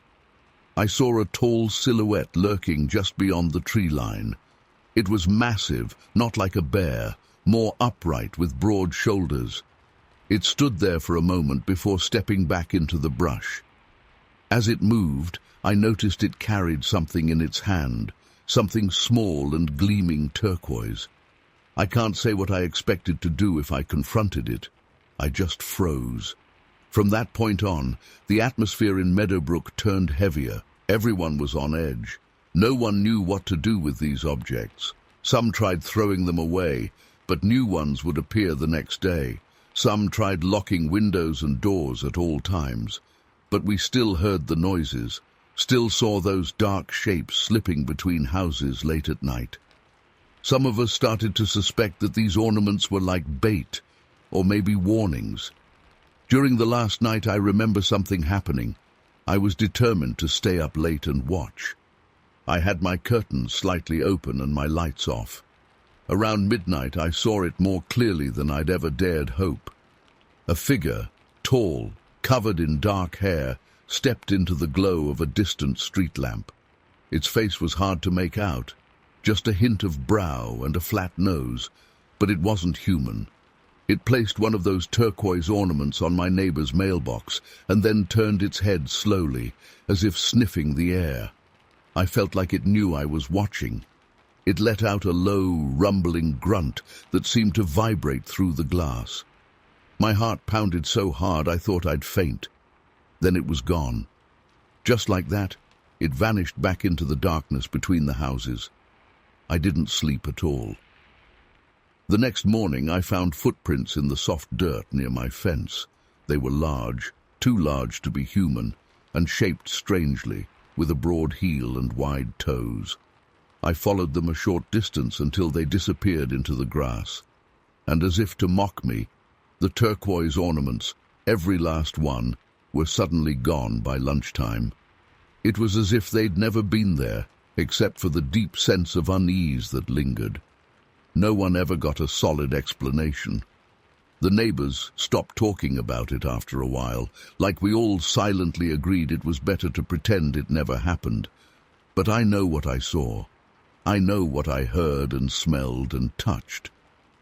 Something visited Meadowbrook that spring in '88, something that left its strange decorations as a sign of its presence, and then, without warning, it just stopped. The ornaments disappeared, and the nights became quiet again. To this day, I can't explain it. I don't have proof, just my own memories and the goosebumps that still rise on my arms whenever I think back to that week of quiet terror in our neighborhood. I still live here. The town looks the same, maybe a little older, a little more worn around the edges. But every now and then, when I walk past that old oak tree of Mrs. Collins's, I catch myself glancing up, expecting to see that weird turquoise object swaying in the breeze. It's never there, of course, but I'll never forget the feeling that something was out there watching us, marking our homes, and then leaving as suddenly as it arrived. I guess some questions just don't have answers. Story 10. I remember that day so vividly it still makes my stomach turn. It was late summer 1979, and I'd driven out to Radcliffe Grove, Pennsylvania, after hearing rumors about an abandoned train station hidden deep in the woods. I was just an amateur photographer back then, always on the hunt for old, forgotten places. Back then, I thought the creepier the location, the better the shots. I never imagined I'd end up regretting that curiosity. The day started off pretty normally. I parked my car on a dirt road, probably a good mile or two from where I thought the station would be. I lugged my heavy camera gear through the thick underbrush. The forest was quiet, except for the usual distant chirps and rustling leaves. But something felt off once I got deeper into the trees, like the birds were holding their breath, or maybe they just weren't around. I remember noticing how still the air felt, how every snap of a twig under my boots sounded way too loud, like an echo in a cavern. I finally stumbled upon the station. It looked smaller than I'd imagined, just a few crumbling platforms, sections of rusty tracks disappearing into the foliage, and a couple of old train cars, really battered ones.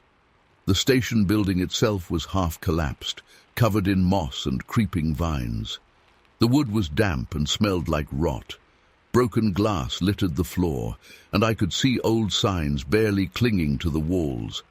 Everything felt like it had been swallowed by the forest. I started snapping photos, trying to capture the decay and loneliness of the place. Through my lens, the shadows seemed deeper. The sunlight above felt weaker, as if it couldn't fully penetrate the canopy and the station's weathered roof beams. I moved slowly, carefully, to avoid stepping on broken boards that looked ready to give way. There was a subtle tension in the air I couldn't place, like being watched, even though I was sure I was alone. I tried to shake it off as nerves. It was an eerie place after all. But soon I heard something. It sounded like a heavy step coming from somewhere behind one of the old train cars. Not a deer, not a raccoon. It was heavier than any animal I knew from around there. I froze, holding my camera up, waiting to see some shape emerge. Nothing did, at least not where I expected. Instead, I heard a scraping sound, like nails or claws against metal.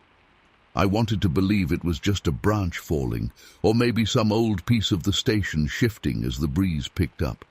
But the air was still, and it sounded too deliberate. I moved closer to the old train cars, thinking maybe I'd scare away whatever was lurking there. As I approached, I caught a whiff of something awful, like wet fur and something decaying. It hit my nose hard, made me gag. I tried to keep quiet, to not give away my presence any more than I already had. I snapped a few quick photos around the side of a train car, not even sure what I was aiming at. My heart was pounding so loud, I thought whatever was out there could hear it. My camera was an old model, obviously no digital screen, so I couldn't review my shots right away. I moved on, circling around the station. I noticed a set of old doors, once probably leading to a waiting area. They creaked, and I swear I saw them move, just a bit on their own. I checked for wind, but there was barely any. I told myself maybe I nudged something with my foot, but I was a good distance away. Then, from somewhere nearby, came a hollow, low growl. It didn't sound like a dog or a bear. It was deeper, more resonant, almost human, but not quite. My pulse was racing, and I started to feel stupid for coming out here alone. Still, I couldn't help being curious. I tried to keep my cool, stepping into one of the old train cars. Inside, it was dark and smelled of damp rust. The windows were broken, and the floor was covered in leaves and debris. I took a few shots of the interior, trying to ignore this growing sense of dread. And then I heard it again, footsteps on the gravel outside. Slow, heavy steps. They circled the car I was in, stopping near the entrance. I held my breath, gripping my camera like some sort of shield. I don't know how long I stood there. Probably only a minute or two, but it felt like forever. Finally, I peered out one of the broken windows. I caught a glimpse of something large, tall and broad-shouldered, moving behind the old station building. It was covered in dark hair, blending into the shadows. Before I could register what it was, it vanished. But not in a normal way. It was like it just slipped behind a corner in a single silent step. No sound, no rustle of leaves. Just gone. I forced myself to leave the train car and step out onto the platform, camera ready. I wanted proof, or at least something to explain what I'd seen. The silence was so heavy, it felt like something pressing against my ears. I looked around, trying to spot movement. That's when I noticed something had changed. An old metal bucket that had been sitting by one of the posts was now overturned in the middle of the platform. I could swear it hadn't been there before. I would have noticed it. It was as if something had moved it, wanting me to see that it had been moved. Every fiber in my body was telling me to get out of there, but I was too rattled and too stubborn. I aimed my camera at the tunnel entrance at the far end of the platform, just a crumbling arch leading into darkness. I thought maybe I'd catch something moving in that gloom. The flash went off, illuminating old bricks and dripping moss. For a split second, I saw a silhouette at the edge of the flash's range. Tall, with long arms that hung lower than they should, legs thick as tree trunks, the eyes. I might be misremembering, but I thought I saw a dull reflection, like two small lights catching the flash, and then nothing. I stumbled backward, trying not to panic.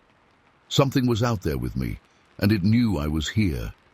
It was toying with me, keeping its distance but making sure I knew it was watching. My camera shook in my hands. I took a few more photos blindly, just spinning around, snapping the shutter, hoping I'd capture some proof. My breathing was too loud. I was fighting the urge to run, but I knew if I did, I might draw whatever it was closer. Then I heard a loud thump, like something heavy hitting the side of an old train car. Metal rattled. I spun around and saw the entire car shift slightly, as if something had pushed it. Those cars had to weigh a ton, but it moved, even if just a fraction of an inch. A shiver went straight down my spine, and I knew I couldn't stay any longer. I backed away, stepping carefully over broken boards and old rails, making my way toward the path I'd come from. As I retreated, I felt more than heard movement in the trees. Branches snapped. I caught a glimpse through the foliage of something pacing me, just out of clear view. I turned to face it, and it stopped. I moved again, and it followed. I wanted to scream, but I knew there was no one out there to help. I tried to keep calm, my heart racing so fast I wondered if I'd pass out. At the edge of the forest, where I could see the sunlight hitting the dirt road I'd parked on, I dared to look back one last time. That's when I saw it clearly, just for a moment. A massive figure covered in dark hair, standing half-hidden behind a thick oak tree. It was tall, maybe 7 feet or more, and built like a linebacker. It had this presence, this aura of something older, something that didn't belong in my world. It just stood there watching me leave. Its face was partially obscured by leaves and shadows, but I could make out broad features, not a bear's snout or a wolf's muzzle, more like a person with a wide jaw and deep-set eyes. But this was no human. It was something else entirely. It didn't growl again, didn't chase me. It just stayed there. I felt like it was letting me go, or maybe I wasn't worth its time.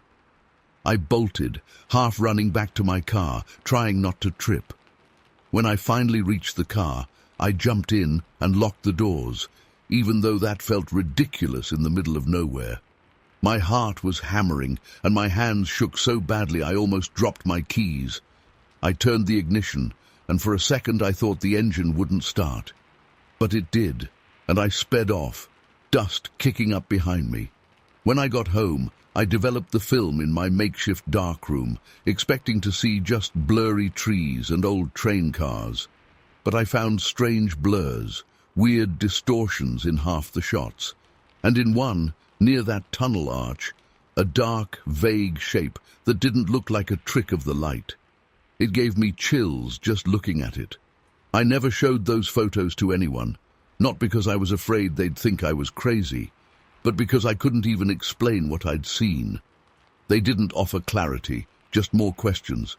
I've thought about going back, but I never did. That day remains one of the most unsettling experiences of my life. I still can't say exactly what I encountered. To this day, I wonder if it's still out there, roaming those empty tracks and decaying platforms. Maybe it's better not to know. Sometimes I wake up in the middle of the night, remembering the smell, the silence, and those heavy footsteps, and I realize I'll probably never have any real answers. It just happened, and then it was over, leaving me with that uneasy feeling that something truly strange watches from the dark corners of this world, whether we choose to see it or not. Story 11. I remember it was early October of 2009 when I ended up in Rydell Springs, California, just outside Death Valley. I had gone there on my own, looking for some real isolation, hoping to clear my head after a rough patch in my personal life. I'd planned a series of hikes into the more remote areas where I knew I wouldn't run into a soul. The landscape was tough, dry, and empty, but that was part of its appeal. I thought I'd find some peace out there, just me and the open desert. It started off pretty uneventful. The first couple of days, I hiked through areas with nothing but the sound of my own footsteps and the rustle of the occasional small lizard darting between the rocks. The silence was incredible. It wasn't total silence, but that strange kind of hush you get when you're miles away from traffic and people, just wind, shifting sand, maybe a distant hawk. It felt good. I felt alone, but in a positive way. However, on the third day, things started to feel off. I noticed something when I was walking along a dry wash. Enormous footprints in the sandy soil. They were way too big to belong to any person I'd ever met, and they didn't look like the shape of a normal boot print either. They were wider, and even though they'd faded a bit in the wind, I could see they were definitely footprints, not just random patterns in the sand. At first, I tried to reason it away, maybe some trick of erosion, or maybe I was looking at overlapping footprints from hikers wearing weird shoes. But the more I stared at them, the less sense they made. They were too large and spaced in a way that suggested something tall and heavy had been walking upright. I brushed it off, or tried to, and continued walking. But not long after, I noticed some broken shrubs, like something tall had just walked right through them without a second thought. The branches were snapped in a way that would take serious strength. I even picked up a branch and tried to break it myself, and it wasn't easy. I had to strain to snap a smaller one. Whatever passed by there was big, and it didn't care about being quiet. It left behind a faint smell too, like a mix of wet animal fur and something sour. I remember that smell clearly because I actually stopped and sniffed the air like a complete idiot, trying to figure it out, and it kind of turned my stomach. As the day went on, I got more uneasy. I didn't see anything else too strange for a while, but I had this nagging feeling that I wasn't alone out there. It was that sensation where you keep looking over your shoulder, sure that someone's watching you, but you never actually catch anyone in the act. The desert was still the same. Rocks, dirt, sparse vegetation, but I couldn't shake that tension. By mid-afternoon, my nerves were shot. Every time a bush rustled, I'd flinch. Every time the wind picked up and made a low moan between the rocks, I'd hold my breath. Later in the afternoon, as I started looping back toward my makeshift campsite, I heard something. It wasn't loud or obvious, just a muffled, guttural sound carried on the breeze. It came from a cluster of large rock formations about 50 yards from where I stood. At first, I thought maybe it was just wind, but there was a rhythmic quality to it, like a low grunt, then silence, then another grunt. I had no idea what animal would make that sound. I had some experience outdoors, but this didn't fit anything I knew. Not a coyote, not a bobcat, not a bear. It sounded bigger. My curiosity battled with my fear. Part of me wanted to go check it out, but something in my gut screamed at me to stay away. I couldn't see anything clearly, just rocks and shadows. The sun was getting lower, casting these long, creepy shadows across the desert floor. I decided not to go near the sound. Instead, I circled around, trying not to make noise, but the ground was gravelly, and each step seemed too loud. I felt ridiculous, crouching slightly, trying to keep my footsteps soft, as if I were sneaking through my own campsite. As I got closer to where I'd pitched my small tent earlier, I started noticing more subtle signs. Disturbed patches of dirt, strange tufts of what looked like coarse, dark hair caught on a thorny bush. I picked one piece of that hair off the branch, and it was thick, almost wiry. This couldn't be from a human, at least not any human I've known. And it didn't look like the fur I'd seen on coyotes, or even the hair from horses or donkeys that sometimes roam distant ranchlands. This was something else. With the sun dipping below the horizon, the place took on a different feel. The orange glow made everything look surreal, and I felt a panic creeping up on me. I hurried to my tent, thinking maybe I should just pack up and head back to the small motel in Rydell Springs before dark. But as I approached, I could smell that odd odor again, stronger now, like something had been right near my campsite, rummaging around. My tent was still there, zipped up, but I noticed the sand around it was disturbed, like something had circled it. My food cooler was pushed a few feet away, and the lid was slightly open. I know I closed it before I left. Nothing was gone as far as I could tell, but it had definitely been moved. I decided that staying the night out there alone was a bad idea. I stuffed my gear into my backpack as fast as I could, my hands shaking a bit. The temperature was dropping, and every little sound made my heart pound. I started marching back toward the dirt road where I'd left my rented SUV, which was about a 20-minute walk. I kept looking back, half expecting to see something towering in the distance, watching me. Then I heard a sudden crack, like a rock snapping or maybe a branch. It came from behind me, and I spun around so fast I nearly fell. I saw a shape move between two large boulders. It was tall, taller than a man, maybe 7 or 8 feet. My mind instantly rejected what I was seeing. It was too large, too bulky. I could barely make out details in the dim light, but I saw a massive silhouette, broad shoulders, long arms. It was there 1 second, then it ducked behind the rock. I stood frozen, my legs trembling. I should have run. I know I should have, but I was terrified that if I started sprinting, whatever it was would come after me. I waited, holding my breath, listening. I could hear it breathing, this heavy, muffled sound.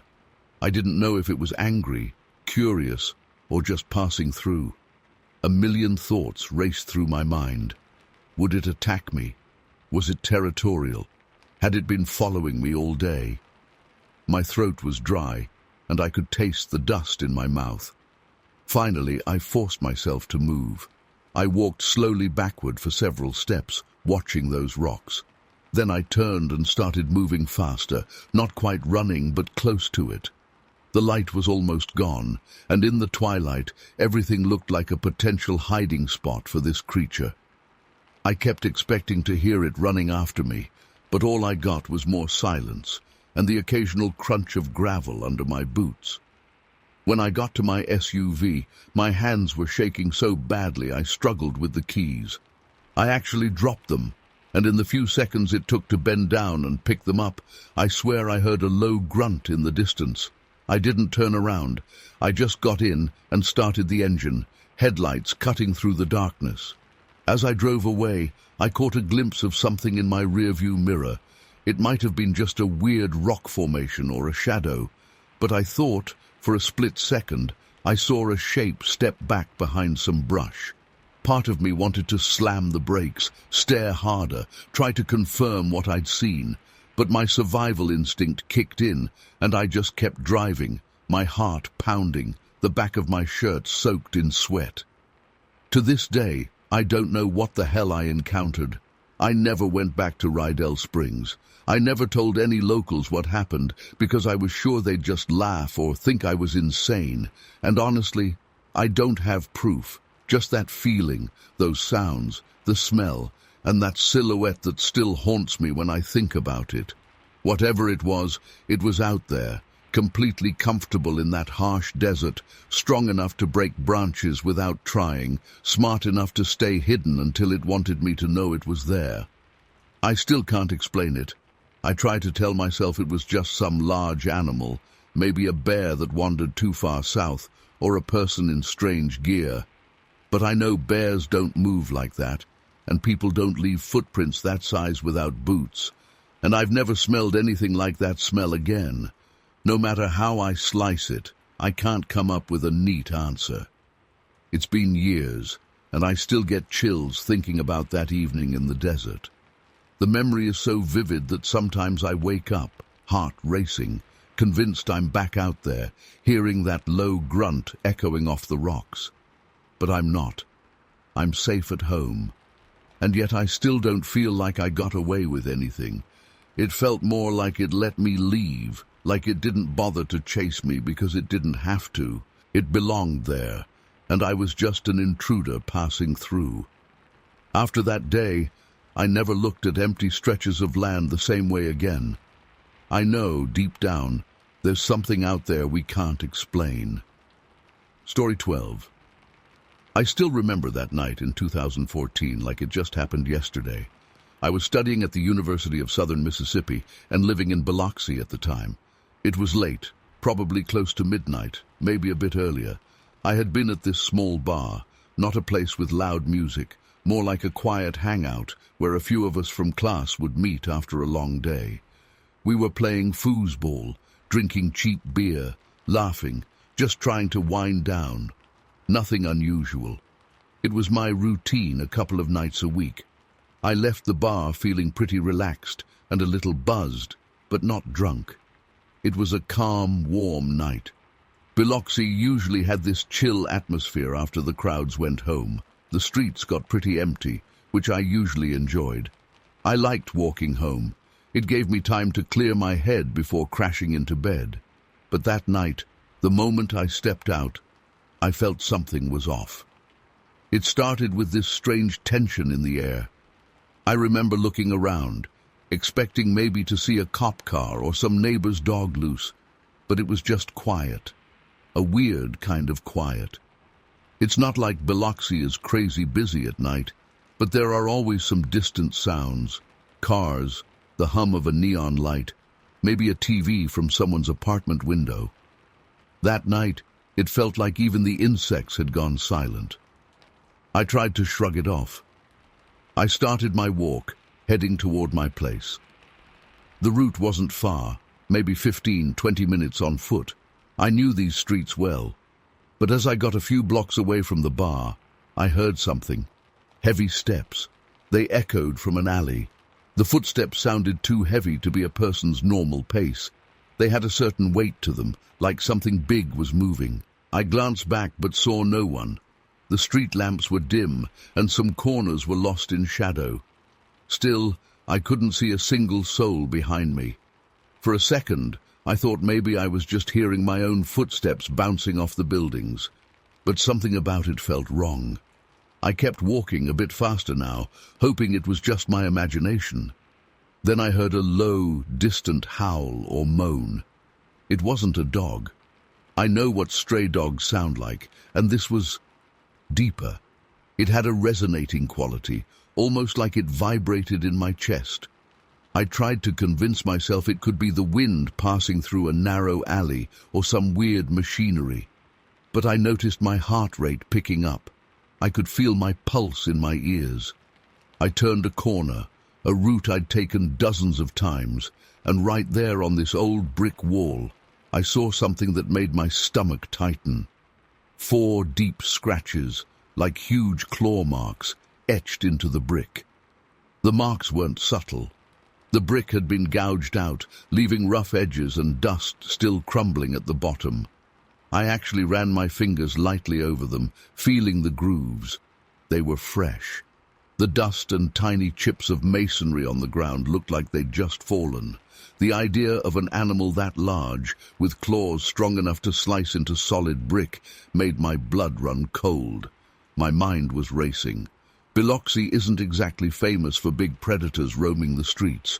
Whatever made those marks had to be enormous and powerful. Maybe a prank, I thought. But who would do that? And how? I tried to stay logical, but I was struggling. Every time I tried to calm down, I'd hear another rustle in the darkness. At one point I heard a heavy thud, like something landing on pavement. I spun around, but I still saw nothing. I decided I needed to keep moving. Standing there only made me more scared. I walked faster, darting my eyes in every direction. I scanned the tops of buildings, the dark doorways, the alleyways. Several times I thought I saw a shape ducking behind a dumpster or slipping out of view just before I looked. It was so hard to be sure because the lighting was terrible, and fear messes with your vision. But I could have sworn I saw a tall, broad figure, something upright but too bulky to be human, just sort of lurking at the edge of the light, then gone in a blink. I started hearing soft grunts or huffs, not like speech, more like some animal clearing its throat. When the wind shifted, I caught this strange odor, like wet fur and damp leaves, maybe a bit like old mushrooms. It reminded me vaguely of the smell you get walking near swampy areas, but stronger and more animalistic. It's hard to explain, but it was foul enough to make me cover my nose. My instincts were telling me to run, but I was afraid that if I bolted, whatever was out there would chase me. Instead, I just picked up my pace, trying to remain somewhat calm. I tried to reason with myself. Maybe it's some kind of huge dog, or maybe even a bear that somehow wandered into town. But bears don't just rip into brick walls and leave marks like that. And this smell, this sound, it was like nothing I'd ever heard. Honestly, it reminded me of those stories you stumble upon online about creatures people claim to have seen, things that aren't supposed to exist. At one point, I turned onto a quieter street. I didn't really know what I was doing. I thought maybe I could cut through an alley and get home quicker. Bad idea. Halfway through that alley, I heard this heavy breathing, like really heavy breathing, coming from behind a stack of pallets. I paused, gripping my phone like it was going to protect me.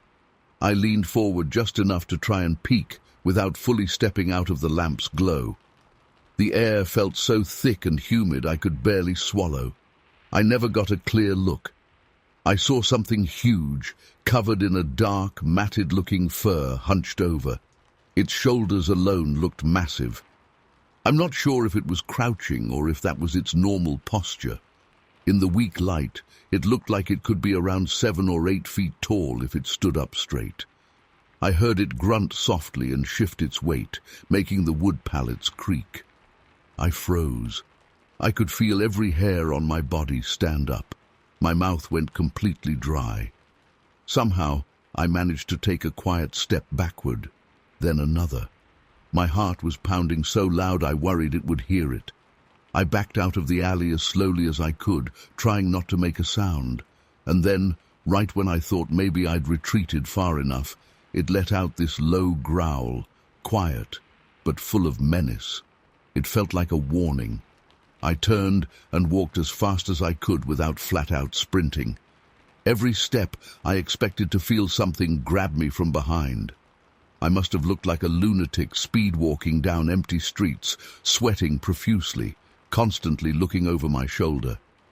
The worst part was the not knowing what it really was. There was no context for this thing. I'd never believed in stories like Bigfoot or anything like that. It always sounded like nonsense to me. But after seeing those claw marks and that hulking shape, I didn't know what else to think. What kind of known animal could even stand up like that and tear through brick? When I was just a block or two away from my place, the sounds seemed to fade. I thought maybe I'd lost it, or it had decided I wasn't worth bothering. I didn't feel safe, though. The whole atmosphere of the town felt different, like I'd crossed some line into a world that wasn't supposed to be there. I remember the glare of a broken street lamp flickering slightly, and every shadow looked suspicious. I hurried into my apartment building, locked the door behind me, and just stood there in silence, listening. All I heard was my own rapid breathing.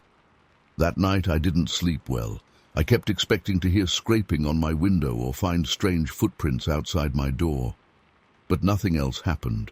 The next morning, the alley and the walls were still there, of course, but I didn't go looking for those claw marks. I didn't want to see them again. I didn't want to know if they'd vanished or gotten worse. I just wanted to pretend it never happened. To this day, I can't explain it. I've tried to rationalize it 100 times. Maybe it was a prank. Maybe I imagined the whole thing. Maybe it was just a huge stray animal that looked bigger in the dark. But my gut tells me that what I saw, or at least what I almost saw, was something else. Something that shouldn't have been there. And the memory of that smell, that growl, and those massive claw marks still makes my skin crawl.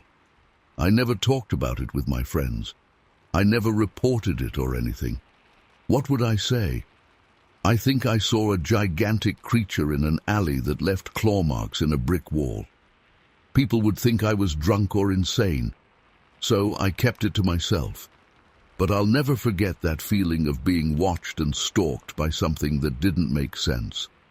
It was just one night, and then it was over.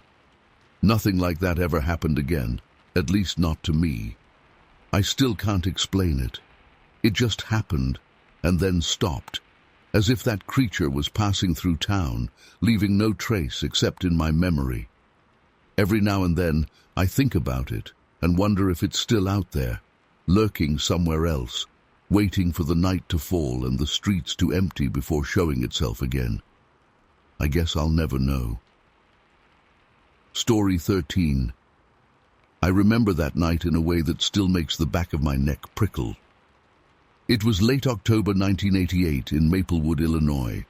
I was about 19 and had caught wind of this underground show taking place inside an old, abandoned theater near the edge of town. Everyone kept talking about how incredible the acoustics were in that place, how sound echoed in a strange but mesmerizing way, and how the building had a reputation for weird occurrences. I was hooked immediately. I loved that kind of offbeat scene, so I jumped at the chance to go. The place was half collapsed in some parts, with chipped paint and old posters peeling off the walls. When I got inside, I saw that they'd set up a makeshift stage right in front of the old red curtain, which looked worn and dusty, as if it hadn't been touched in decades. The crowd wasn't huge, maybe a couple dozen people. Everyone was a bit curious, a bit uncertain, like we all knew we were doing something we probably shouldn't be doing. The band, some experimental noise rock group I'd never heard of, was tuning their gear and testing mics. No one seemed fully comfortable, though. There was a vibe in there that I couldn't shake, like the place itself was holding its breath. When the show started, the sound was Weird. Good, I guess, but off. The guitar riffs echoed more than they should have, as if the sound was hitting hidden corners or bouncing off unseen walls. During the first song, I noticed some of the stage lights flickering. I chalked it up to old wiring. But then, cables started coming loose from the amps on their own.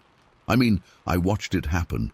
The bassist was focused on his strings, and suddenly his sound cut out. He turned around, and the cable was just lying there on the floor, unplugged. He looked puzzled, plugged it back in, and kept playing. It happened again to the guitarist a few minutes later. It wasn't people stepping on them either. I was close enough to see that no one was near those chords. Then came the footsteps. Heavy ones, too solid to be a trick of the sound system. They seemed to come from behind the stage, from those old corridors that probably led backstage or maybe even underground. The band paused between songs, and right in that silence I heard them. Slow, deliberate steps, like something big was walking back there. I remember looking at a couple next to me, just to confirm I wasn't losing my mind. They looked back, eyes wide, so I knew they heard it too. A few people started whispering nervously. The band tried to play another track, but the sound got stranger. There were these odd, low-frequency hums that didn't match the music. It almost sounded like a guttural growl humming under the guitar feedback. At first, I thought maybe it was a faulty speaker, but it changed pitch in a way that felt more alive, I guess. By then, the mood in the room had shifted hard. People weren't smiling or nodding their heads anymore. Everyone looked tense, scanning the corners of the room, the rafters, the backstage area. I saw something dart across the side of the stage, just a small, dark shape. It moved too fast for me to identify, and it could have been a trick of the lights, but it happened again and again. It was like these small silhouettes crossing in front of the curtains, almost on all fours, though I never got a clear look. Each time it happened, the crowd would murmur, people craning their necks to see if something was crawling around back there. The weirdest part was this feeling of being watched, not just from behind or from the wings of the stage, but from all around. It felt like the old theater itself had eyes, or like something big and silent was standing right behind me. At one point, I felt this heavy sensation, as if someone tall was leaning over my shoulder. I spun around and saw nothing. Still, I couldn't shake the feeling. As the show wore on, more bizarre things happened. A microphone stand toppled over by itself, narrowly missing the drummer's kit. The singer's voice kept cutting in and out, not from technical failure, at least it didn't sound like that, but as if something was interfering. I could see the panic on their faces. They were trying to keep the show going, but it was clear they were rattled. During a pause, I decided to edge closer to the side of the stage to get a better look into the wings. The lights were dim over there, and an exit sign provided the only real illumination. There was some kind of large, dark figure standing near a stack of old chairs and boxes. It was tall, much taller than anyone in the band, definitely taller than me by at least a foot or more. It had a broad frame, and though I couldn't see details, it looked covered in something like fur or thick hair. It shifted slightly, like it was trying to stay hidden. My heart practically stopped. I had heard stories of strange creatures in rural areas, Bigfoot-like figures lurking near old buildings or wooded patches, but I'd always brushed them off. Yet here I was, staring at something that defied any explanation I had. It moved away before I could get a better look. I swear it moved with a heavy grace, making barely any sound except for a soft scraping on the old floorboards. I stood frozen, trying to make sense of it. Was it a costume? A homeless person bundled up in furs? But no, the shape and size were all wrong. The shoulders and head were too broad, too hunched. The smell in that corner was awful too, a mix of wet animal and old garbage. Suddenly, I heard a muffled clatter deeper backstage. Someone else in the crowd shouted something like, "What the hell's going on back there?" The band was struggling to keep playing. They looked terrified. The guitar sound warped into weird feedback tones, and the drummer's beat slowed, as if he were distracted or ready to bolt at any second. The presence of that thing, or things, seemed to escalate. More footsteps, heavier and faster now, circled around the back corridors. Shadows of something large flickered against the old theatre walls. I caught a glimpse of a face, or at least I think I did. It was low to the ground, peeking from behind a pile of broken set pieces. Its eyes reflected the dim red light of the exit sign, giving them a faint glowing effect. They were spaced oddly, and the outline of the head was conical, not human at all. That's when I realized we might not just be dealing with one thing. It felt like there were several of them, lurking at the edges. People started leaving. A few dashed for the front doors, not even bothering to ask for refunds or apologies.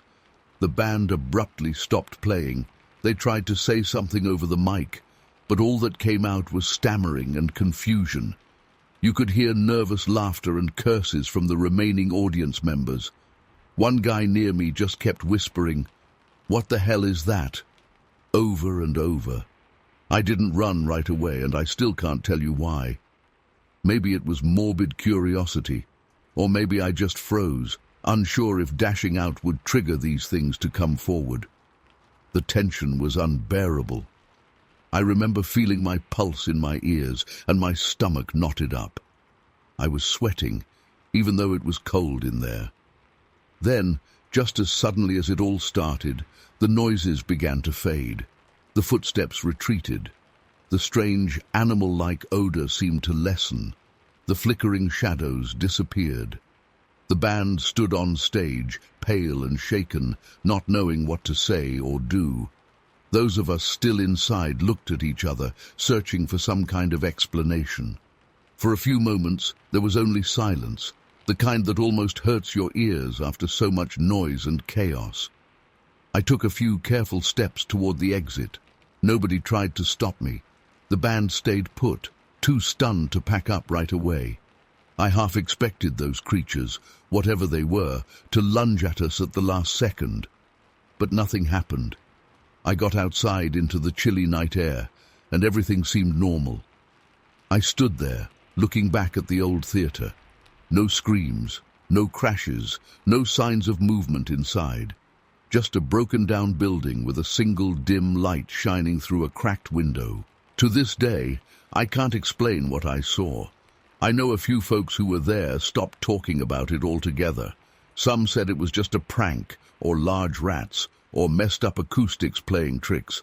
But I know what I felt. Those were no rats, no regular animals. There was an intelligence behind those eyes, a heavy presence in those steps. Something was in there with us, multiple somethings maybe, watching and messing with the show. The memory still gives me chills.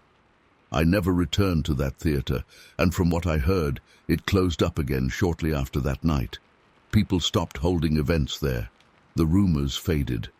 But I still remember that strange, hulking shape, those darting shadows, and the sense that we stumbled into a space where we didn't belong.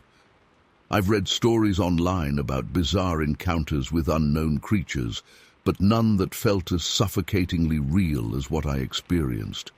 Whatever it was, it disappeared as abruptly as it arrived, leaving me with questions I'll probably never answer. Story 14. I remember it was late summer 1994 in Eureka, Montana. I was staying in this small cabin that my uncle used to own, just a simple place, nothing fancy, tucked deep in the woods near some old logging trails. I was there because I needed some peace and quiet. I'd set up a bench outside, facing a cluster of tall pines. There was this quiet calmness that felt different from anywhere else I'd been. The kind of place where you could almost feel your heartbeat slow down. I used to sit there for hours, just listening to the wind move through the trees and the occasional distant bird call. Everything was fine for the first few days. I'd wake up, stretch, maybe do a bit of reading, then settle on that wooden bench, But I started noticing something strange by the third or fourth day. It was subtle at first, just odd marks on some of the trees nearby.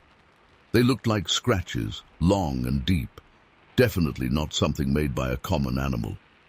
I know what bear claws look like, and this wasn't that. The marks were way too spaced out, as if a hand, some massive hand, had raked across the trunk. It felt off, but I tried not to overthink it. Maybe it was some old damage from logging equipment or something else I didn't understand. Still, I couldn't shake this uneasy feeling. I began paying more attention to my surroundings. I noticed that some mornings the pine needles and the soft dirt around my cabin had strange footprints. They weren't the neat paw prints you might see from a bear or a cougar. They were more like a human's footprints, but huge, with a broader shape and toes that seemed spread out wider than any foot I'd ever seen. I remember squatting down, placing my own boot next to one of those prints. My boot looked tiny compared to it. I got chills just looking at it. I tried to rationalize it. Maybe it was some weird local thing, somebody playing a prank, or maybe I was seeing patterns in the ground that weren't really there. But something didn't sit right. I could feel it in my gut. I wasn't alone out there.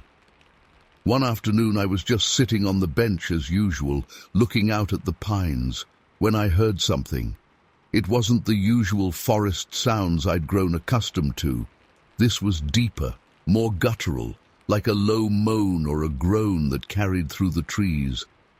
At first, I thought maybe it was just the wind pushing through the branches at a strange angle, but this noise had a rhythm, a kind of cadence. It sent shivers down my spine. I remember my hands gripping the edge of the bench so tightly that my knuckles turned white. I stayed there, heart thumping, listening, trying to catch it again. The sound repeated once, maybe twice, and then silence. Just dead silence, as if the entire forest was holding its breath. No birds, no insects, nothing. That was the moment I realized I needed to be on guard. I don't know how to explain it, but I felt like I was being watched. Every so often, while sitting there, I'd feel this prickling sensation on the back of my neck, like eyes were on me. I started looking around more frequently. Sometimes, out of the corner of my eye, I'd see movement. Something large and dark darting behind the trees. But whenever I turned my head fully, there was nothing. Just the trees swaying. Later that same day, I decided to step off the main area near the cabin and follow the scratches on the trees for a short distance. I wasn't planning on going far, just enough to feel like I wasn't losing my mind. I didn't bring much with me, just a flashlight and a small pocket knife I always carried. As I moved deeper into the woods, I found more of those strange markings. They looked fresher here, the bark still raw, some sap even oozing out. The ground was softer too, and I noticed more of those footprints. It's hard to describe, but the vibe got heavier with every step I took. The air felt thicker, and the woods were eerily quiet. My breath sounded way too loud in my own ears. Then came another sound, even closer than before, this low, rumbling growl or grunt. It was off to my left, maybe 20 or 30 feet away behind a cluster of trees. I froze, heart hammering. I remember every hair on my arms and neck standing straight up. I strained my eyes, peering between the trunks, trying to spot what was making that noise, but all I saw were shadows. The sound stopped, but I could still feel its presence. Whatever it was big. I could sense weight and power in that sound. I knew I should leave, so I slowly backed away, careful not to make a sound. Every step felt like it took an eternity. At one point, I stepped on a twig, and the loud crack made my stomach drop. I stood still for what felt like a full minute, waiting to see if it would move. But nothing came at me. Still, I didn't feel safe until I broke through the tree line and saw my cabin again. The rest of that day, I felt on edge. The sun started to go down, and as the shadows grew longer, I got this intense urge to lock myself inside. I remember pacing around the outside of the cabin, checking the corners, making sure the windows were shut. I even debated leaving that night, but the old dirt roads weren't easy to navigate in the dark, and I wasn't eager to drive through the dense forest at night. I kept looking out the window toward the bench where I'd spent so many hours. Now, it looked different, like a vulnerable spot under the watchful eyes of something hiding in the trees. I couldn't relax. Every time I tried to calm down, I'd hear a faint crack of a branch or the slightest rustle in the brush. It was never clear, never obvious. It was like being toyed with, like something was intentionally letting me know it was there without showing itself fully. At one point, I turned off all the lights inside and just watched through a small gap in the curtains. The moonlight was enough to see shapes. I kept focusing on a specific spot between two large pines. I swear I saw a figure there, a tall, broad silhouette. It was taller than any person I'd ever met, with a thick build that didn't look quite human. I couldn't make out details, just the mass of it. For a moment it seemed to sway, and then it took a step back and vanished into the darkness. It moved too quietly for something that large. I remember shaking, actually trembling, as I stood by that window. There was something out there, something real. I had no proof, just strange marks, footprints, weird sounds, and that fleeting silhouette. But I knew. Deep down, I knew what it had to be. I'd heard stories from old-timers in the area about creatures in the woods, big and hairy, leaving strange signs. But I always thought they were just telling tall tales or joking with city folks. Now I wasn't so sure. What frightened me the most was that it didn't act like a normal animal. A bear or a mountain lion would either charge me or run away. This thing seemed curious, maybe cautious. It kept its distance, but also kept letting me know it was there, like it was studying me. I've never felt so exposed in my life, even though I was inside a cabin with locked doors. Eventually, after what felt like hours, the forest seemed to settle. The night sounds slowly came back, crickets chirping, a distant owl, the wind picking up again. I stayed up, paranoid, listening carefully. It was a relief to hear normal forest life resume, like whatever had been stalking around had left. I finally managed to get some sleep, but only after wedging a chair under the doorknob and keeping my flashlight within arm's reach. By morning, everything looked normal again, just a calm, quiet clearing in the Montana woods. Nothing seemed out of place except my nerves. I checked outside and saw no new footprints, no new scratches. It was as if the night before had never happened. That's what still gets me to this day. There was no grand finale, no dramatic face-to-face confrontation. It came. It made its presence known. It scared the hell out of me. And then it just left. Like it was satisfied just reminding me that I wasn't the only one out there. I never got any real answers.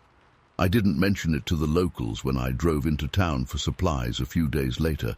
I was afraid they'd laugh, or worse, believe me, and think I was poking around where I shouldn't. To this day, I can't explain what I experienced. All I know is that I went to that cabin looking for peace and ended up feeling more unsettled than I ever had before. Even now, decades later, I can still picture those footprints and remember that low, gut-wrenching sound. I still get goosebumps thinking about it, and I haven't been back to that bench since. Story 15. I still remember that afternoon in late summer 1998, driving somewhere near Umatilla Heights, North Dakota. I'd planned to take a quiet, scenic route before heading home. I was never one to stick to the main roads. If I saw a narrow road or an interesting-looking sidetrack, I'd usually follow it just to see what might be there. That day, I ended up turning onto a dirt path that I honestly don't think many people traveled. It wasn't on any map I had, and I'd never heard anyone mention it. But it looked peaceful and green, and I was hoping to catch a glimpse of something special, maybe a nice clearing or a forgotten farmstead. Instead, what I found is something I still can't fully put into words. The day started off normal enough. It was late afternoon, the sun was low but still bright. The fields were quiet, and I could hear the distant hum of insects. After a few miles on that dirt path, the landscape changed. The fields gave way to a stretch of forest. Not a huge forest like you'd see in some parts of the country, but enough trees to block the horizon and make me feel like I'd stumbled into a different world. The canopy was thick, the undergrowth dense. The air felt cooler and somehow heavier, like the forest itself was holding its breath. At some point, I spotted a narrow trail leading off the main path. It looked like a hunting trail, or maybe something locals used long ago but had abandoned over time. I decided to park my truck and walk a bit. I still don't know why. Maybe curiosity. Maybe it was the way the last rays of sun filtered through the leaves, making everything seem calm and inviting. I had a sense that I'd find something interesting, maybe just a nice spot to sit. But as soon as I stepped into those trees, I felt different. I don't want to say I was terrified at first. I wasn't. It was more like an uneasy awareness that I was no longer alone. The silence was off. You'd expect a forest to have rustling leaves, birds, maybe a squirrel darting around, but it was eerily still. After a few minutes, I heard what I can only describe as a soft murmur or a low hum drifting through the branches. It didn't sound like wind, and it didn't sound like any animal I knew. It was too steady, too deliberate, like a soft voice just out of reach. I stopped walking, straining my ears, trying to figure out where it was coming from. I never pinpointed it. It seemed to shift, sometimes to my left, sometimes straight ahead. It gave me chills, but I told myself it was just some weird echo or maybe distant water flowing. Still, I couldn't shake the feeling that there was something else. I moved farther in, slow and careful, noticing odd details as I went. The trees here were mostly pines and some hardwoods, their trunks straight and tall, except for a few twisted branches high above that looked almost like gnarled hands. Then I saw marks on some of the trees, deep scratches or gouges that didn't look like normal wear and tear. They were too high up and too wide apart to be from any deer. I remember running my fingertips over one of them, feeling how rough and deliberate the cuts were. That's when I noticed enormous footprints pressed into a patch of softer ground near some ferns. These weren't boot prints. They weren't even bear prints. They looked like giant bare footprints, far larger than my size 11 foot, and heavier, judging by how deep they sank into the earth. At that moment, my stomach did a flip. I'm not a believer in tall tales, and I've never been into cryptids or anything like that. But those prints didn't lie. Something huge had walked through there not long before. As I kept going, I caught occasional glimpses of something moving between the trees. Not a clear view, just hints of movement, like a big shape slipping behind a trunk, or the faint vibration of branches being pushed aside. And that murmur, sometimes it faded, sometimes it grew louder, almost like a raspy whisper. It reminded me of the quiet rumble you hear when someone clears their throat in another room. I felt every hair on my neck standing up. My heart was pounding. I told myself I should turn back, but I also felt this strange pull, like I had to know what was out there. I'm not proud of that curiosity now. The deeper I went, the more I regretted it. Around that time, the sun started dipping below the treetops. The golden light that had made the place look almost serene was now fading. The shadows stretched longer, and it became harder to see clearly. The undergrowth rustled a few times, but not like small animals would do. It sounded heavier, as if something large was shifting position, circling, watching. I was breathing faster. I kept scanning my surroundings, trying to catch sight of it. Still, No clear look. Just that dreadful sense of being watched by something that shouldn't be there. Eventually, as the light got weaker, the atmosphere shifted from unsettling to downright oppressive. I heard a low, guttural sound in the distance, not a roar, not a growl, but a deep, vibrating noise that sent a wave of cold fear straight through me. It was the kind of sound you'd imagine a giant animal might make when trying to warn you off, or maybe communicate with others. I had no intention of sticking around to find out. By then, I knew something was off. And yet, I couldn't just bolt. My truck was back at the edge of the woods, and I needed to figure out how to get out without charging blindly through the trees. The path I had followed seemed harder to distinguish in the dim light. Every few steps I took, I heard a crack of a branch somewhere behind me. Not consistent, not rhythmic, but enough to feel like I was being followed. I remember clenching my fists, trying to stay quiet. The murmurs seemed to come from multiple directions now, almost like there were more than one of these things, whatever they were, just beyond my line of sight. I couldn't tell. Fear was making me imagine all sorts of scenarios. But those footprints, those marks, they were very real. Something big lived in that forest. Something that didn't want me there. My throat felt dry, and my legs were trembling as I forced myself to move steadily back toward where I'd parked.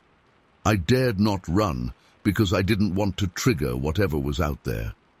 I tried to keep my breathing quiet, listening carefully.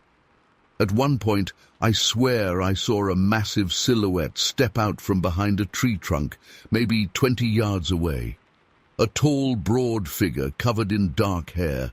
At least it looked like hair from what little I could see. It was only for a split second, and then it vanished behind a thicket. I didn't hear it run off. It just seemed to melt back into the forest. The silence afterward was crushing. It's impossible to describe the panic that flooded my mind at that moment. I'd seen something I couldn't explain, something that shouldn't exist. By the time I reached my truck, dusk had turned the sky a deep orange and purple, fading into a dull gray. The forest looked darker now, like a solid wall of blackness. I could still feel eyes on me, even from outside. The air smelled different too, heavier and somewhat musky. I didn't waste any time once I got to the driver's seat.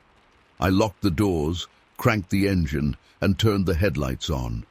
I remember the glare of my headlights catching nothing but branches and leaves, no creatures, no figures. But I swear something was out there, standing just out of the beam's reach. As I started to drive away, I heard another low, distant moan echo through the trees. It made my hands shake on the wheel. I pressed the gas pedal harder than I intended and almost skidded on the loose dirt. I wasn't going to stop and investigate. I just wanted to get the hell out of there. The feeling of relief when I finally got back onto a known road was incredible, but it was mixed with this lingering confusion and dread. Even now, all these years later, I can't explain what I saw. I've considered every possibility. Maybe it was a bear, maybe some strange hermit living off the grid, maybe my own imagination fueled by nerves. But none of that explains the footprints, the murmurs, those deliberate markings high up on the trees, and that towering shape I glimpsed for just a heartbeat. I never went back to that spot, and I never even tried to find it again. To be honest, I'm not sure I could. That trail might be overgrown now, or maybe it was never meant to be found in the first place. I've told a couple of people about what happened that day, and they usually just give me a funny look, as if I'm pulling their leg. I don't blame them. If I hadn't been there, I'd probably doubt it too. But I was there, and I know what I felt and saw. Whatever it was, it's still out there, hidden beneath the canopy, moving silently among those trees. I'll never have a neat explanation, and maybe that's just how it is. Some things in nature don't want to be understood, and maybe we're better off leaving them alone. Story 16. I remember that afternoon in the summer of 1980 so vividly. I had driven out to Quimby Creek, Pennsylvania, not because I was an adventurer or anything like that, but because I had this weird interest in old abandoned places. I'd heard rumors about Tartarus Bridge. It's not like it was famous or anything. It wasn't on any tourist maps. Locals didn't go there much. But I'd overheard a conversation at a diner the day before. Something about strange noises, weird smells, and a heavy silence that made people uneasy. That sort of thing always got under my skin, and I guess I wanted to see for myself if there was anything to it. The bridge was tucked away off a barely visible dirt path, deep in this thick patch of woods.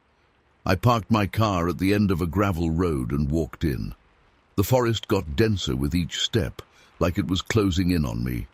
The trees were tall, twisted, and covered in some kind of lichen.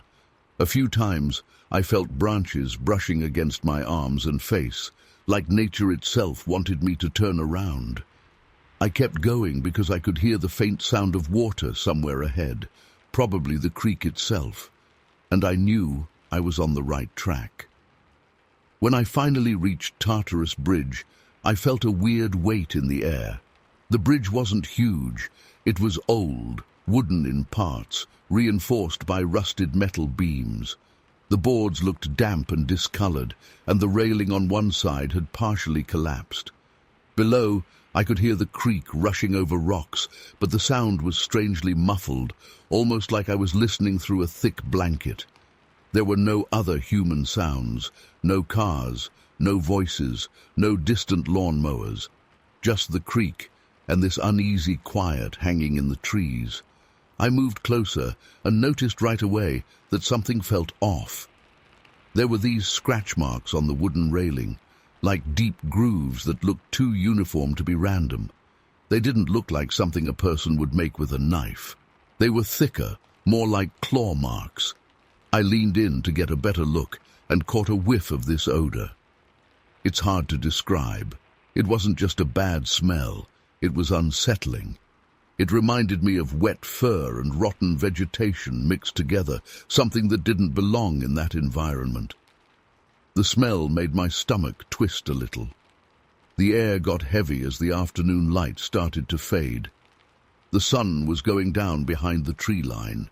Usually in a place like that, you'd hear birds settling in for the night, crickets starting up, something.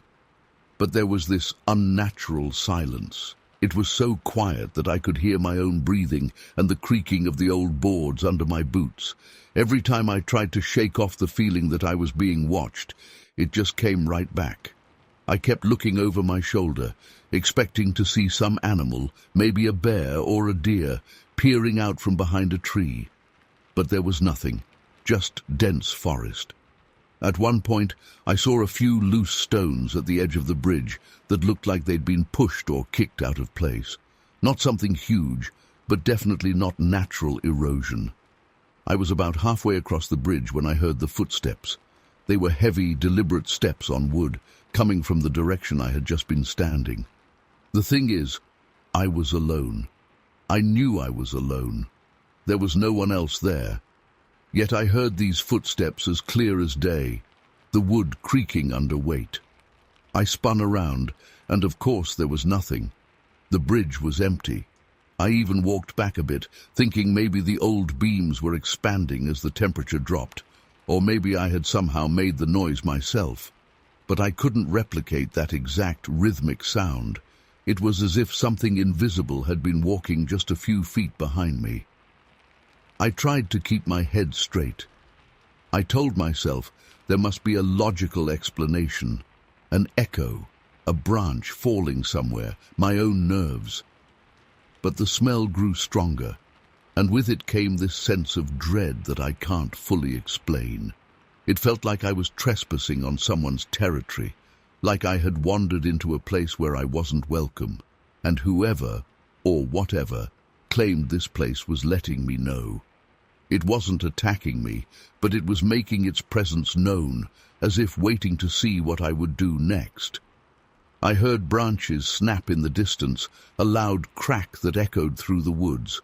Not just a small twig, but something thicker, like a solid limb of a tree being broken. It was far enough away that I couldn't see what made the noise, but it was close enough to make me jump. My heart was pounding. I tried to stand still and listen, but I heard nothing else, just the occasional distant snap, as if something large was moving, circling the area around the bridge. I thought about leaving right then and there, but for some reason I felt compelled to stay a little longer. Maybe I felt too stubborn, or just wanted a glimpse of whatever was out there. I walked to the end of the bridge and looked down at the creek. The water was darkening in the fading light, and I could see small ripples where it passed over rocks. I didn't want to admit it to myself, but I kept thinking about those Bigfoot stories people whisper about in quiet bars, the ones you always laugh off. The idea that something big and intelligent might be watching from behind the trees. I tried to calm down, but the thought was stuck in my head. As the sun slipped lower, I realized how quickly it was getting dark under that canopy of leaves. The sky above the treetops still had some color, but down where I stood, it was almost twilight. The silence got even heavier, and I could feel my skin prickling with goosebumps. I've been scared before, but this was different. It wasn't just fear. It was this primal feeling that I was being watched and judged. Then, as I turned to head back to my car, I heard those footsteps again. They were more rapid this time, almost a run, but still on the wooden boards. I know how crazy it sounds. I was standing on the bridge alone, looking right at it, and yet I heard footsteps coming towards me. When I shone my flashlight, one of those old heavy ones that barely cut through the gloom, I still saw nothing, just empty space and damp, weathered planks. And yet the sound was so real it made my hair stand on end. It seemed to pass right by me and fade off into the woods on the far side of the bridge. I just stood there, frozen, my mind racing to make sense of it.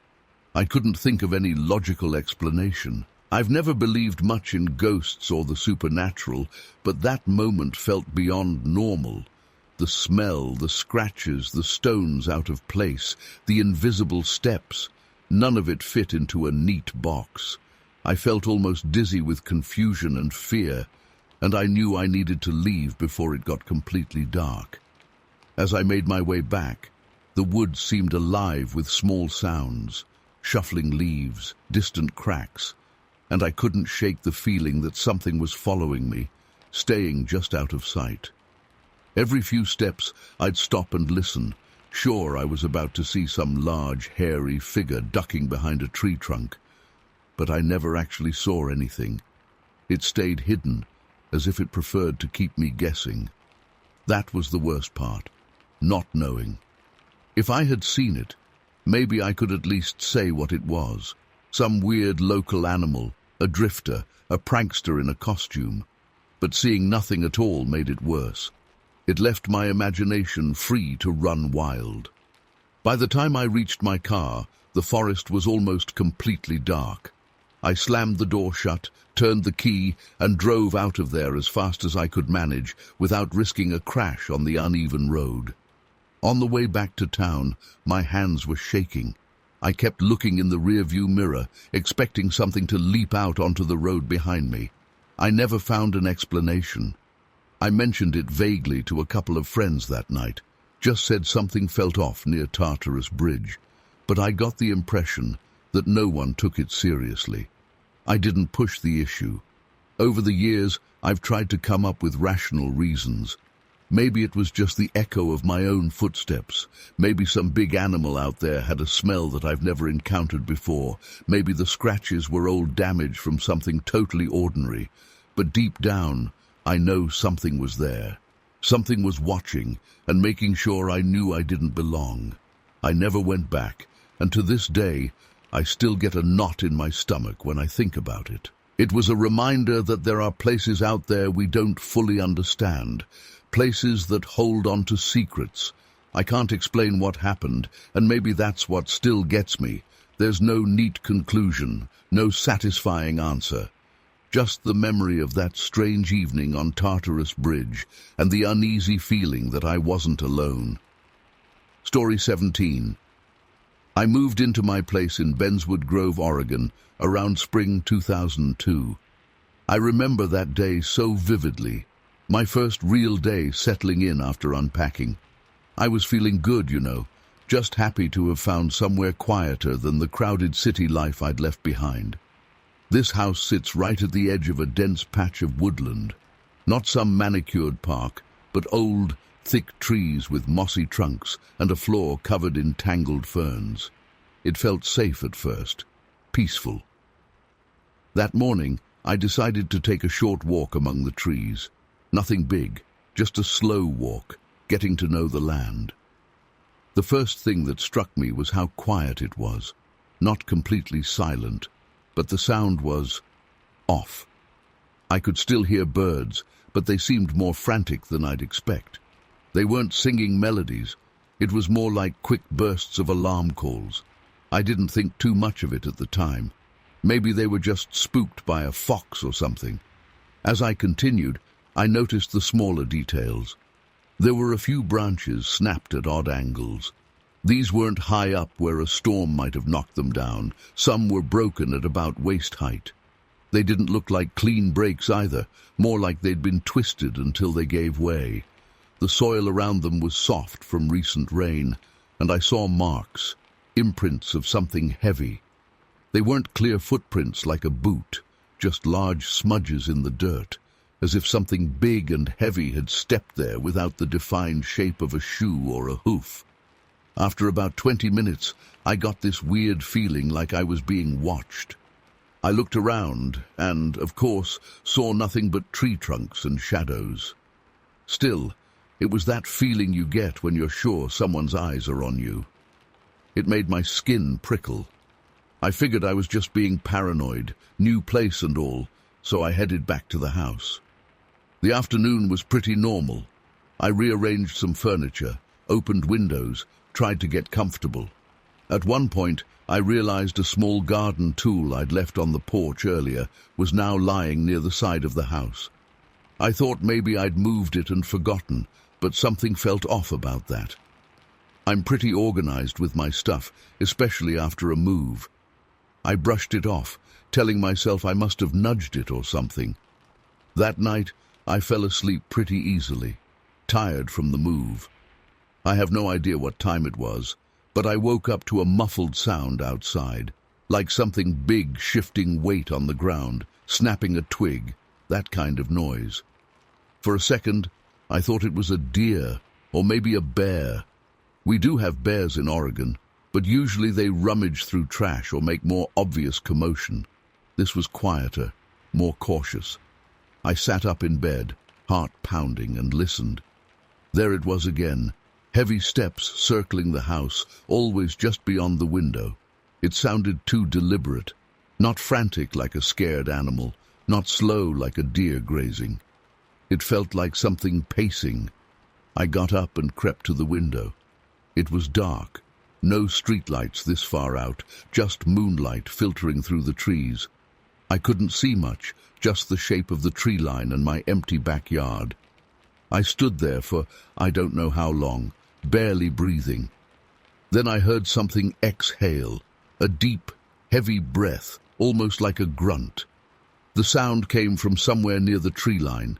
My heart was hammering, but I couldn't see what made it. I pressed my face close to the glass, trying to pick out any movement. It was one of those moments where your eyes struggle to adjust, and every shadow looks like something it isn't.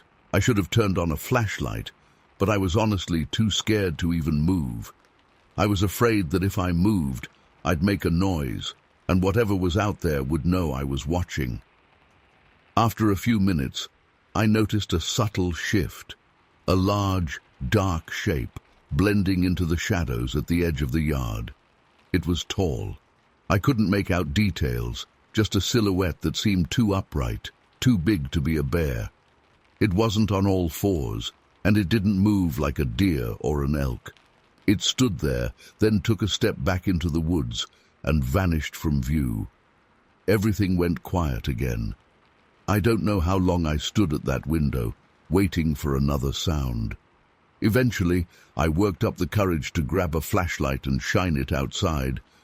I saw nothing, just my empty yard and the still trees.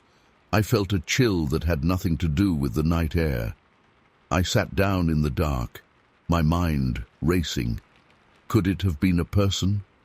Maybe some strange neighbor messing around, but it didn't feel human. The way it moved, the size, it reminded me of the stories people tell but you never really believe. Those old tales about huge, hairy figures deep in the forests. Things people call Bigfoot or Sasquatch, stories you laugh off as folklore. I tried to calm down and tell myself it must have been a large animal, maybe just a weird angle or shadow. I locked my doors, closed my curtains, and tried to sleep again, but I couldn't shake that feeling of being watched. My window was locked, but I didn't feel safe. I've never felt so vulnerable in my own home. In the early morning, I stepped outside to see if there were any tracks. My yard wasn't neat, just some patchy grass and loose soil. Near the tree line, I saw a few impressions that looked like footprints, but they ended abruptly. It's like whatever walked there just vanished into thin air. That made no sense at all. A heavy creature leaves a path. You don't get big footprints and then suddenly nothing, especially not in soft ground. Yet here I was, staring at the last imprint, and beyond it, just undisturbed soil and leaves. I poked around carefully, my heart still thumping, half expecting something to lunge at me. Everything was still. The birds were back to their strange chatter, and I couldn't tell if they were warning me or just carrying on with their morning routines. I checked my porch and yard again, and I noticed one of my moving boxes, which I'd left near the porch steps, had been nudged out of place. Not ransacked, just moved slightly. I don't understand why something would do that. If it wanted food, there was none in there, just some old tools and a spare light bulb. It's like it was just curious, testing the boundary of my space. I considered talking to the neighbors. Actually, I did try later that morning. I caught sight of one of them by their mailbox and asked if they'd seen anything strange, but they just gave me this confused look and said they hadn't noticed anything unusual. They told me sometimes animals come close to houses, but that's normal here. I didn't push the subject, partly because I didn't want to sound like a lunatic who'd seen a mythical creature on their first night in town. I stayed on edge the rest of that day. Every small noise made me jump. The sound of branches scraping the roof in the wind, the creaking of my floorboards, everything felt amplified. But as the hours passed, nothing else happened. The presence, whatever it was, seemed to have disappeared as quietly as it came. By the afternoon, the forest looked normal again. The birds sounded calmer. The strange footprints were still there, though fading in the sun. I tried to take a photo with a cheap disposable camera I had, but it didn't really capture much detail. Just a vague indentation in the ground, useless as evidence. To this day, I can't explain what I experienced. I never saw it again after that. No more heavy footsteps at night, no more odd rearrangements of objects, no more eerie silhouettes. I stayed in that house for a few more years, and while I never fully relaxed about the woods behind it, I never had another encounter like that either. It just happened once, and then life went on as if nothing had occurred. But that single day still haunts me. Sometimes I think maybe I imagined it all, but the memory feels too real. The sound of heavy steps circling my home, the shape standing at the edge of the forest, that unsettling feeling of being watched. I know what I felt. I know what I saw. I can't prove it, and I can't make sense of it, but it's stuck in my mind. It just ended the way it began, suddenly, without reason. And that's what troubles me the most, even now. Story 18. I remember that day in 1995 like it happened yesterday. It was early morning in Redwood Heights, California, and I'd decided to explore some of the lesser-known trails inside Redwood National Park. Back then, I was a bit younger and more confident in my hiking skills. I'd already covered the popular routes many times, so that day I wanted something different, some hidden corner of the forest I could call my own discovery. The moment I stepped off the main path and pushed deeper into the trees, I felt a shift. The first thing that struck me was the quiet. Redwood forests aren't usually loud, but you still hear rustling leaves, distant bird calls, the gentle hum of insects. That morning, though, it felt like I'd walked into a room where everyone had just stopped talking. Not total silence, but close enough to make my ears ring. It was like the forest was holding its breath. As I moved forward, I noticed these strange grooves in the ground. At first I thought maybe it was some natural erosion or maybe an animal's scratch marks, but the lines were deep, too neat, almost like something heavy had dragged itself across the ground. I crouched down, ran my fingers through one of them, feeling the damp soil. It gave me a chill, and I realized I was alone out there. No sounds of other hikers, no distant laughter, nothing. I tried to shake it off and kept going. I remember looking up at those massive redwoods, trying to tell myself I was just imagining things. But soon I noticed broken branches way too high up, way above my own reach. These weren't dead, flimsy branches that might have snapped off in a storm. These looked freshly broken, like someone or something had grabbed them and twisted until they snapped. The splinters pointed downward, and I couldn't figure out how any regular animal could have reached that height. I stopped to take a sip from my water bottle and calm myself down. I've seen weird stuff in the wilderness before, odd animal tracks, old storm damage, but this felt different. The air felt heavier. I kept looking over my shoulder, expecting to see another hiker, maybe a park ranger, but I was completely alone. After walking another half-mile or so, I came across a sort of game trail that looked barely used. This was what I'd been looking for, a hidden path. But before I stepped onto it, I spotted something on the trunk of a redwood.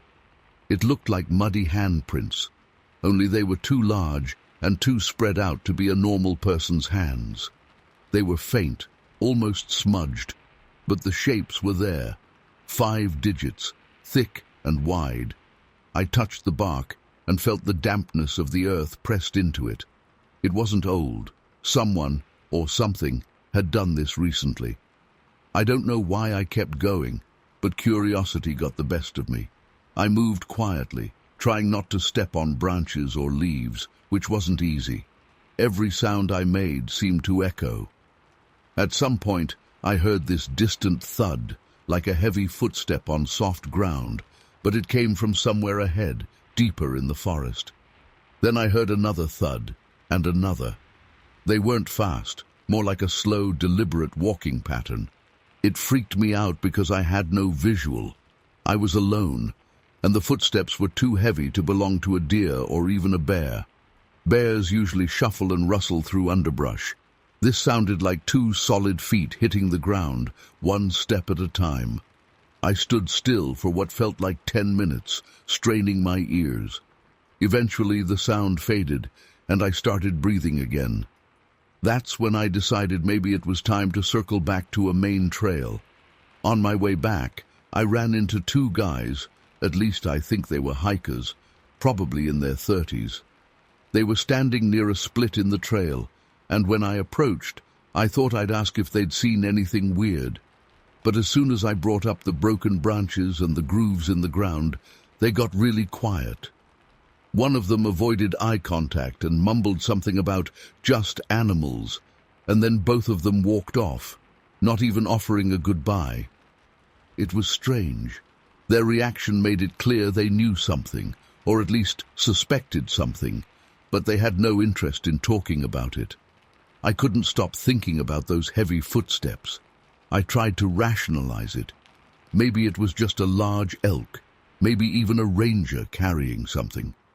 But that wouldn't explain the massive handprints, or the branches snapped 8 or 9 feet above my head. As the afternoon wore on, the forest took on this tense atmosphere. I noticed fewer birds and almost no squirrels. At one point, a twig snapped loudly behind me, and I whipped around, heart hammering. Nothing, just thick ferns and towering trunks. but I swear I caught a scent in the air, something musky and earthy, but not like decaying leaves. This was heavier, like wet fur. I felt the hairs on my neck stand up. I eventually decided enough was enough. I wasn't enjoying the day anymore. I turned onto a path that I knew led back to the park's more traveled areas. On my way there, I found another bizarre sign. A large set of footprints pressed into some soft mud near a shallow stream. These weren't boot prints. They looked like huge bare feet, easily twice the width of mine, with toes clearly defined. I touched one of them gently. The impression was deep, meaning whoever left it was heavy. I tried to match my foot size against it, and my foot looked like a kid's in comparison. By now, I was straight up scared. I didn't run, but I walked fast. I could feel eyes on me. You know that prickly feeling like someone's watching you from the dark. It felt like whatever made those prints was still there, just out of sight, letting me know I'd stumbled too far into its world. I didn't hear those footsteps again, but I heard something else, like a low grunt or huff, short and sharp, almost annoyed. I froze. My heart was pounding in my ears. I didn't call out. I didn't want to draw any attention. I just took slow steps backward and then turned around, trying to maintain some composure. The strangest thing happened as I finally approached one of the main trails. The normal forest sounds gradually returned. I started hearing birds, a squirrel running up a tree. The tension seemed to lift like a heavy blanket being pulled off my shoulders. I kept looking behind me, expecting to see some giant creature step out from behind a redwood. But nothing happened. Back near the parking area, I saw a couple just heading out. They looked excited, maps in hand, ready for a scenic hike. I wanted to warn them, but I didn't know what to say. Watch out for what exactly? I had no proof, just weird impressions in the ground, snapped branches, strange smells, and the feeling of being watched by something big and quiet, something that might not want to be found. To this day, I can't fully explain what I experienced. I never actually saw it. I never got a clear look at any creature. But all those signs added up to something I can't ignore. Those huge footprints, the heavy steps, the broken branches, the way the other hikers just shut down and walked off when I brought it up. Something's out there. I've read stories on the internet that sound crazy, but now I understand why people believe in those rumors. I know what I felt, and I know I've never felt that way in any other forest before or since. In the end, I left Redwood Heights more cautious than before. I never went back to those hidden trails.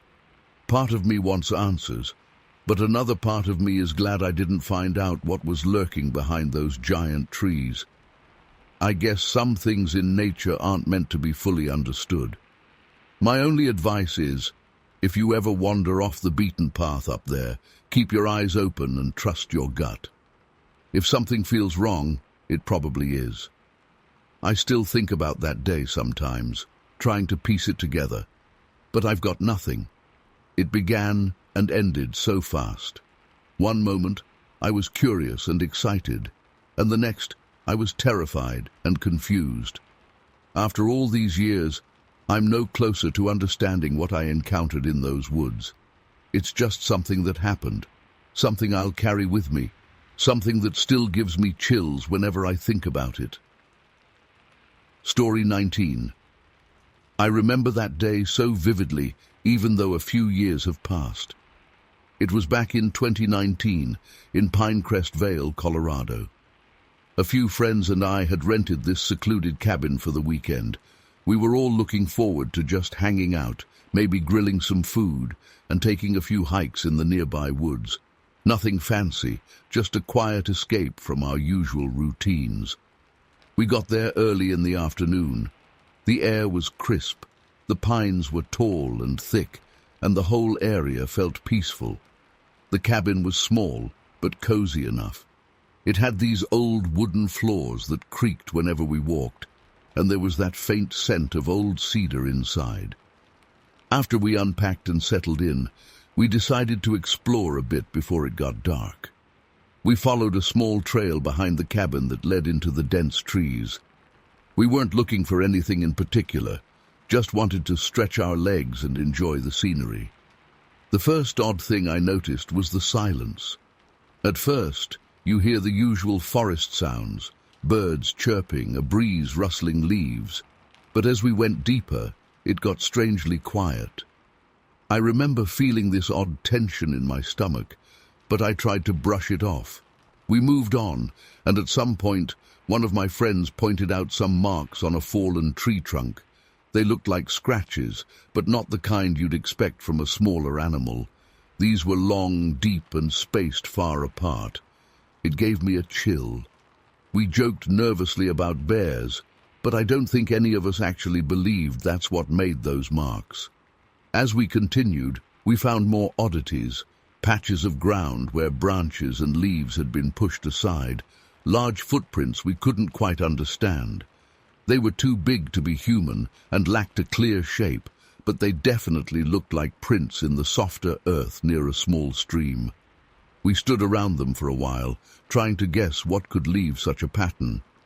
No one had a good explanation. It was getting late, and the sun began dipping low. We decided to head back before losing daylight. On the way, we heard something. This muffled grunt, almost like a deep exhale. It sounded close, but we couldn't see anything. The trees were thick, and the shadows made it hard to spot movement. We hurried up a bit, not wanting to linger there. I remember feeling my heart pounding in my chest. It wasn't pure terror yet, but that uneasy feeling you get when you know something's off. Back at the cabin, we tried to laugh it off. We made some dinner, had a few drinks, and tried to focus on the warmth inside rather than the mystery outside. But the curiosity got to us. After dark, armed with a couple of flashlights and feeling a bit more confident in a group, we decided to head out again, just around the property's edge. We didn't go far, maybe a few 100 feet from the cabin, staying where we could still see the lights from the porch. The idea was to see if we could catch a glimpse of whatever was out there. It was just one of those weird human instincts. We were spooked, but also drawn to find some kind of answer. The night was pitch black. The moonlight barely penetrated the canopy of pine branches overhead. Every small sound made us jumpy, the crack of a twig, a distant rustle. At one point, I shined my flashlight into a cluster of bushes and thought I saw something move. It wasn't much, just a brief flicker of a large shape slipping behind a trunk. I tried to steady my hand and look again, but there was nothing. We whispered to each other, wondering if it was just our imaginations running wild. A few minutes later, we were all startled by a heavy thump, as if something large had dropped onto the forest floor. It came from behind us, deeper in the woods. My whole body went cold. We turned slowly, shining our lights, but saw nothing. The silence that followed was worse than any growl or roar. It felt like something was watching us, studying us from the darkness. I could feel eyes on my back, but every time I looked, I saw only swaying branches. We didn't venture any further. It was like this invisible boundary had been placed in front of us. Instead, we took cautious steps back toward the cabin. The weirdest part was that the whole time, I never felt outright threatened, like it wanted to harm us. It was more like it was letting us know it was there, that we were on its turf, and we should respect that.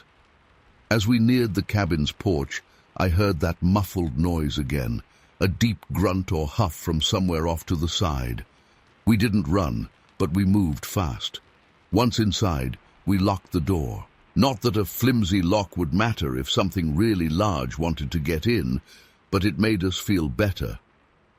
We turned off most of the lights and peered through the windows, hoping we might see something move at the tree line. Nothing appeared. The quiet outside was almost more frightening than any sound.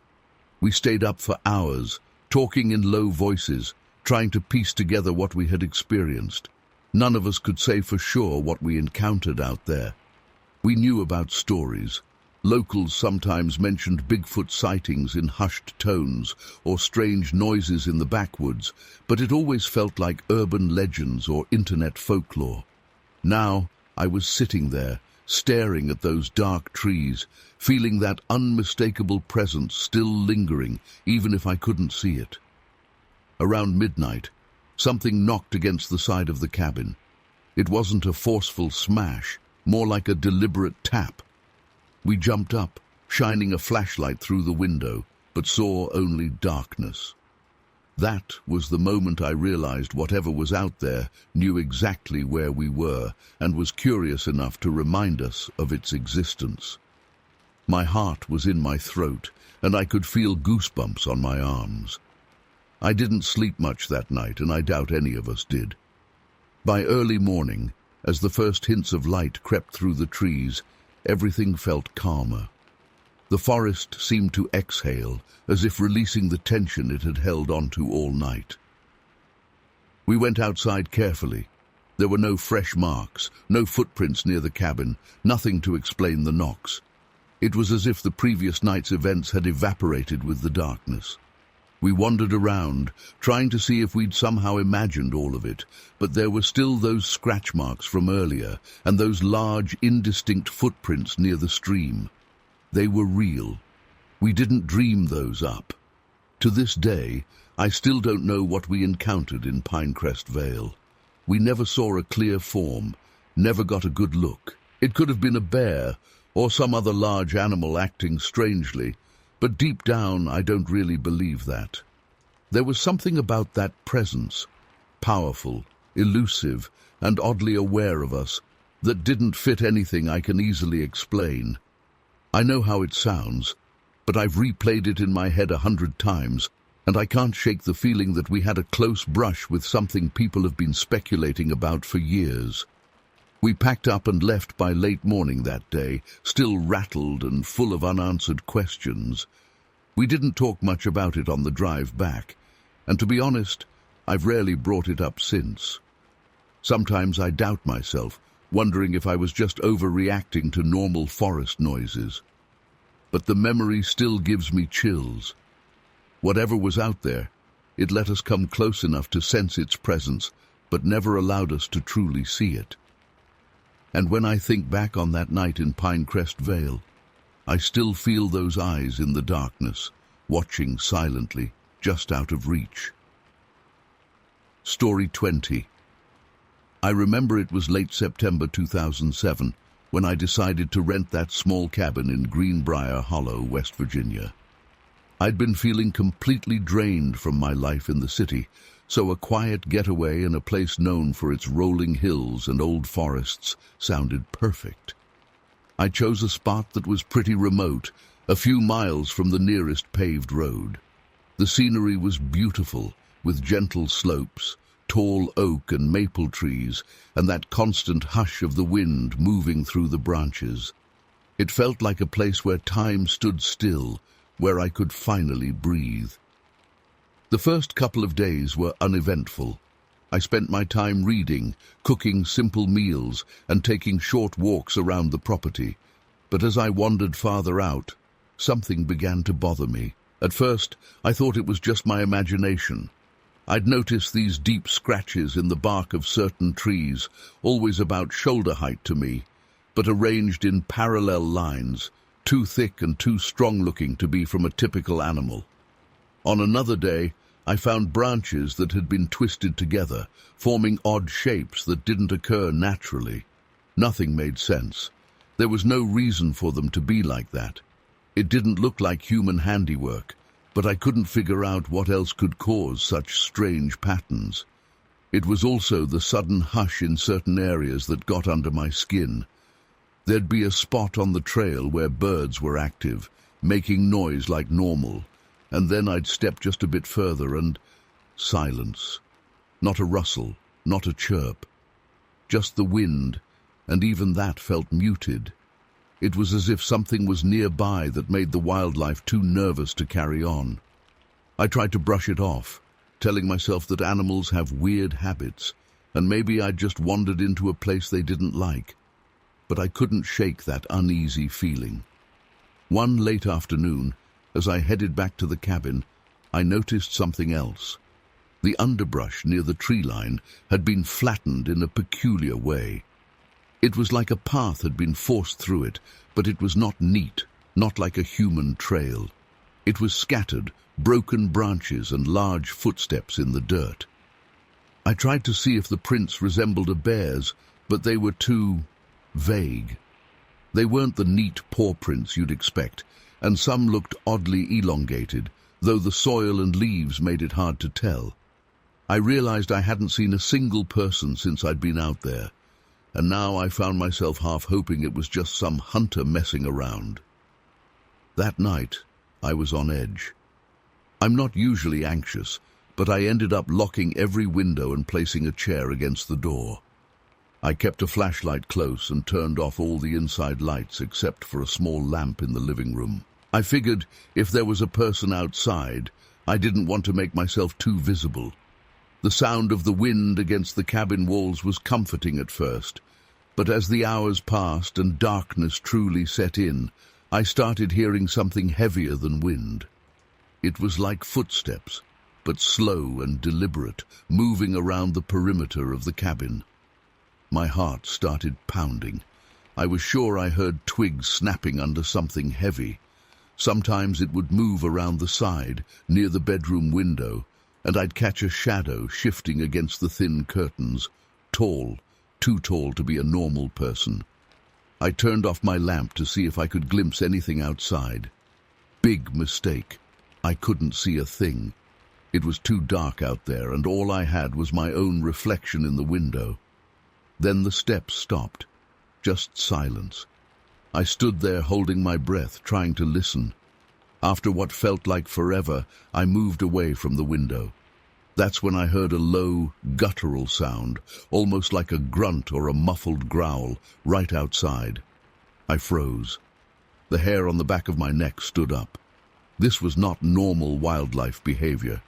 I've heard bears huff and make noise, but this sounded different.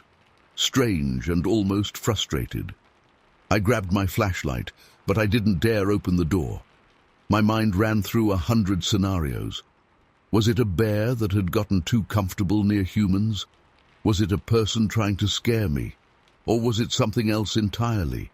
I hate to say it, but the thought of those weird tree markings and twisted branches came rushing back into my mind, making me feel sick to my stomach. I thought about the stories I'd heard over the years, folklore, rumors, the so-called Bigfoot legends.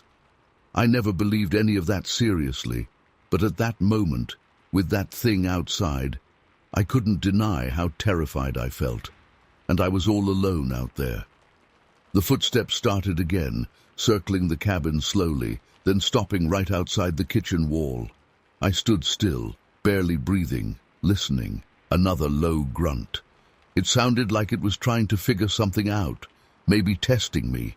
I was sure if it wanted to break in, the old door wouldn't stand a chance. I shined the flashlight at the kitchen window from inside, hoping it would scare it off.